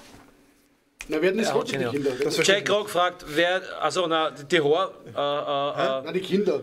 Ja, der Jack Rock, gell? Ah, okay. Na, Patrick Albrecht hat gefragt, ob er Kinder hat. Also Patrick Albrecht. Dass er sie nicht charmt. Na, wichtig wäre zu wissen, ob er noch Kinder will eigentlich. Jack Rock ja, fragt, noch mehr. Was ist sein Lieblingslied? Oh, der Jack Rock fragt, was unser Lieblingslied ist. Also von Rotzpippen oder jetzt von Allgemein, oder? Allgemein. Ja, ich mag am liebsten den Sound meiner Klospülung und als zweites kommt Stille. Kein Geräusch. Okay. Auch keine Musik. Von mir ist Seppi von Nirvana. New Order Blue Monday. Das kenne ich gar nicht. Tja. Arschloch. Ja, ich habe kein Lieblingslied. Ich hab keine Lieblingsfarbe, ich habe kein Lieblingsessen. Das sind so blöde Fragen. Also blöd, aber es funktioniert bei mir. Danke, ein Zuschauer weniger. Meine Lieblingslieder wechseln eigentlich täglich fast. Naja, gut, das kann ich auch sagen. Momentan. Irgendwas von Motorhead. Momentan ist eigentlich Megadeth Hangar 18. Da hätte ich schon 7 gehört. Evergreen, ja. Ist gut. So, aber das könnte morgen schon wieder Beethoven sein. War im Rockkeller in Graz das erste Mal. Ja, das ist korrekt. Ja, der Elmato war im Café Carina das erste Mal. Ja. Was? Der Elmato war im Carina das erste Mal. Am Carina? Was, im Café Carina? Im Café Carina, ja. Das war unser zweiter Gig überhaupt. Beim Arsch von Österreich vielleicht. Na, wir haben da öfter gespielt, oder? Nein, wir haben in Carina sicher 3 oder so mal gespielt. Mit uns haben wir gespielt. Im Carina, ja. Du meinst mit dem Klo? Ja, im Carina, das waren immer gute Konzerte, muss man sagen. Das war schon leibend. Ja, außer Kölner, der war drunter. Wichtigste Frage des Tages. Schläft der Fetzi nackt? Ja, ich kann es bestätigen. Auf Tour ist es nicht so lustig, aber er tut es. Dadurch, dass ich nackt schlafe, gibt es ja auch die Nachtblindheit, weil die Nacht davon blind wurde. Ja. Ich schlafe nackt, zugedeckt mit Laub. Und Freddie Mercury DVDs. Hummus. Und Florintscheinen. Ich habe mir gedacht, mit Hummus. Und abgeschnittenen Kolibrizungen. Nicht besser könnte ich schlafen. Probieren auch Sie es aus. Ich als Rockstar kann mir Kolibrizungen leisten. Sie müssen eine Rinderzunge nehmen. Deswegen werden wir so oft gebucht, weil die Kolibrizungen so schwierig zu besorgen sind. Die stehen im Rider übrigens. Ja, na, ohne denen geht gar nichts. Ja. Ich schreibe in Rider immer, ich hätte gerne einen Rider. Darf ich deine Schenkel klopfen? Meine sind schon so wuchtig. Frage ans Publikum, weiß von euch noch wer, was ein Rider ist? Ja, Rider heißt jetzt... Geschessen. Also sagen wir, Geschessen. Du bist der Einzige mit einem Kapperl. Also, aus Rider wird... Nein, Entschuldigung. Ein Trottel. Nein, das war over the top, mein Daddy schlägt sie alle, oder? Nein, es gab ja die Maschine an. Das war ja die Werbung. Der Rider wird jetzt fix an einer Kappel umdrehen. Nicht von Nein! Oh, Spoiler. Spoiler-Alarm. Okay, so Rider heißt heute Twix für die Jüngeren unter euch. Mit jüngeren Mann unter 40. Ja, aber es gibt in unseren Zuschauern keine jungen Leute. Ich kenne aber keinen Rider. Die jungen Leute bei unseren Zuschauern sind wahrscheinlich so 95 oder so. Ungefähr, ja. Und auch nur deswegen, weil sie nichts mehr hören. Was, 95 Jahre alt oder Jahrgang 95? Jahrgang 95. Jahre alt, ja. 1895. Jahrgang 95 ist hier niemand, außer vielleicht den Cord und den Bird. Unsere liebgeschätzte Rose Pippen sagt, sie haben uns das erste Mal gesehen, bei Alkbottle Christkindl, das Jahr war sicher der Karl. Das allererste fette Christkindl. noch JBO-Support. Nacktblindheit. Die Hinichen-Support 2011. Du bist auf ein Hinichen-Konzert gegangen. Pfui. Ja, wegen uns. Also, ja, das kann man im Nachhinein natürlich behaupten. Hinichen haben angefangen und sind gegangen. Übrigens haben alle richtig Twix geraten. Ich weiß noch nicht, ob das vor oder nach dem Fridtjof Nach unserer Frage war. Ist unser Publikum alt? Oder sind wir noch wenig zu? Nein, ich bin mir sicher, die haben es alle jetzt gewusst. Ryder heißt jetzt Twix. Was haben die Geld ausgegeben, dass sie den depperten Namen ändern? Und es ist sowas von Blunzen. Ja. Ich meine, haben die... Nein, das ist nicht. Leute reden 20 Jahre bei einer YouTube-Live-Show immer noch drüber. Was ist das für ein genialer Marketing-Schachzug? Ja. Und es gab sogar ganz grauenvolle Witze drüber, ja. Zwar, nein, das erzähle ich lieber nicht. Ich will nicht hackeln gehen morgen, ja. Ich hol mir jetzt ist es soweit? Ja, okay, der nächste, der ist an Corona-Krankenstand, der schwindelt. So, liebes Publikum, Coronavirus ist auch übers Internet übertragbar, also Lumpe will doch jetzt alle anrülpsen. Ich mache mal Kosten. Ich will auch nicht mehr arbeiten gehen. Wann spielen Rotzpippen im Schloss Neugebäude? Ich bin schon Gute Frage. Gute Im Schloss Neugebäude wäre natürlich toll. So. Da würden wir gerne. Ab jetzt würde ich es nicht mehr haben. Aber die wollen auch nicht da jeden Simmeringer Arsch bei jedem auf der Treppe. Das müsste dann schon das große 50 Jahre Rotzpippen live. Das große Band-Auflösungskonzert sein oder so. Ja, aber mit irgendeiner Symphonieorchester-Unterstützung. Ja, lieber Herr Kolonowitz, bitte, oder Orchester. Ja, aber immerhin brauchen wir schon die Streicher. Ja, naja, bei uns. Da hätte ich gute Connections für ein Orchester, wirklich. Ja, ich auch. Das Ambassadorchester wahrscheinlich. Ambassadorchester, das könnte man zusammenbringen. Heißen die Ambassade? Ambassade ist ein Auto. Ich glaube, Ambassade, die machen es auf Französisch. Ambassade. Aber ich glaube, die sind budgetmäßig so ein bisschen mehr. Im Schloss Neugebäude verkaufen mindestens 10.000 Karten. Gibt es noch Fragen? Ans Ambassadorchester. Habt ihr noch Fragen ans Publikum, weil sonst denen sagen, scheiß mal fertig, oder? Ja, mein Bier ist leer, ich kann gehen. Mach mal Schluss. Was? Da hast du Herr Umfang, das letzte Bier ausgeschüttet. Austrinken. Es ist soweit, jetzt kommt Corona. Ja, liebes Rotz-Universum, danke fürs wieder mal Einschalten und mit uns Spaß haben. Uns hat es auch sehr gefallen. Ich bedanke mich am allerherzlichsten bei unserem Stargast Dr. Exler. Dankeschön fürs Kommen. Danke für die Einladung. Du hast dich schon gerettet. Es war uns eine Orgie, es war uns ein Volksfest. Und nicht vergessen, am 5. April I'm Love, Kurt Cobain Tribute. Ja, genau. Und natürlich das neue Album von IMS Love mit allen Hits, die Sie noch nie gehört haben. IMS Love. Ein freudscher Versprecher. Die IMS Show und EP-Release Show ist am 23. April im Arena Beisel. Ja, kommen Sie dorthin, sonst gibt es Watsche mit Fuß. Ja, wir sehen uns in einem Monat circa wieder. Ja, circa in einem Monat gibt es wieder die nächste Rotz-Show. Danke fürs Einschalten und das Schlusswort hat der Lumpi. Der sagt... Ich würde sagen, wir gehen jetzt und du bleibst noch ein bisschen sitzen, während der Abschlusssignation, oder? Ja. Also, auf Wiederschauen, es war schön. Fliederstamm. Bis dann. Habe die Gute Nacht. Warte, nicht? Gute Nacht. Fliederstamm. Platte oder hat einen Knick? Es ist jetzt vorbei und es war doch schön. Wir blieben gern hier, doch wir müssen nun gehen. Alles hat mal ein Ende, weiß doch jeder von euch. Auf Wiedersehen. Doch bevor ihr geht, hört uns kurz noch zu. Wir können doch nicht schlafen, finden keine Ruhe. Da gibt es noch etwas, das ihr wissen müsst. Und das für immer geht. Flamer-Punk, möchte ich sein, Flamer-Punk. Willst du wirklich immer Hippie bleiben? Für immer, für immer, Flamer-Punk, möchte ich sein, Flamer-Punk. Wollt ihr immer alle Hippies bleiben? Für immer. Fickt euch.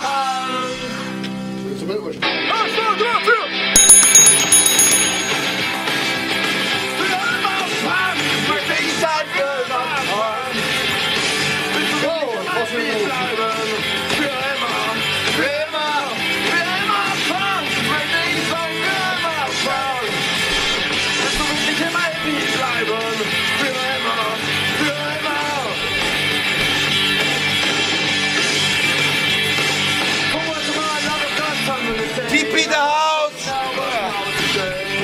We do show what we die, so let us laugh and let us cry.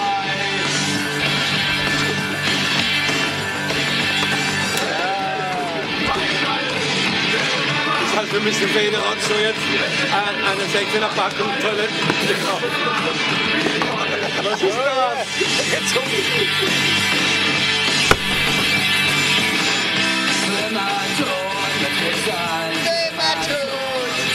Tod ist man meistens für immer.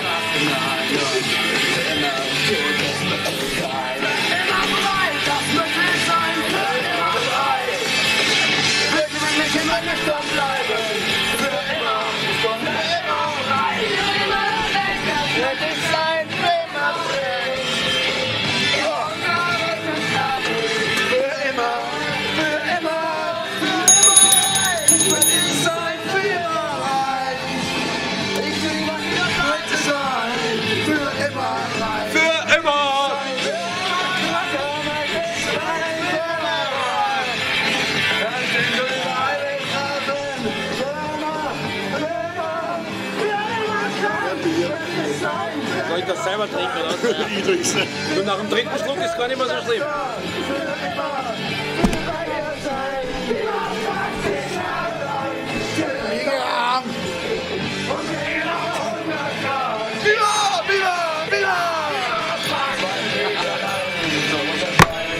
Was, 2 Meter lang?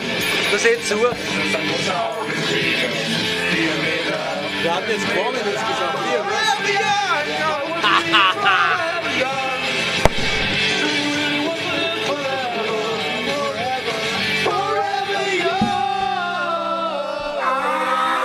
Und es ist Zeit, geht's nach Hause. Sie können nicht hier bleiben, aber auch nicht zu Hause bleiben. Gehen Sie weg. Sie müssen noch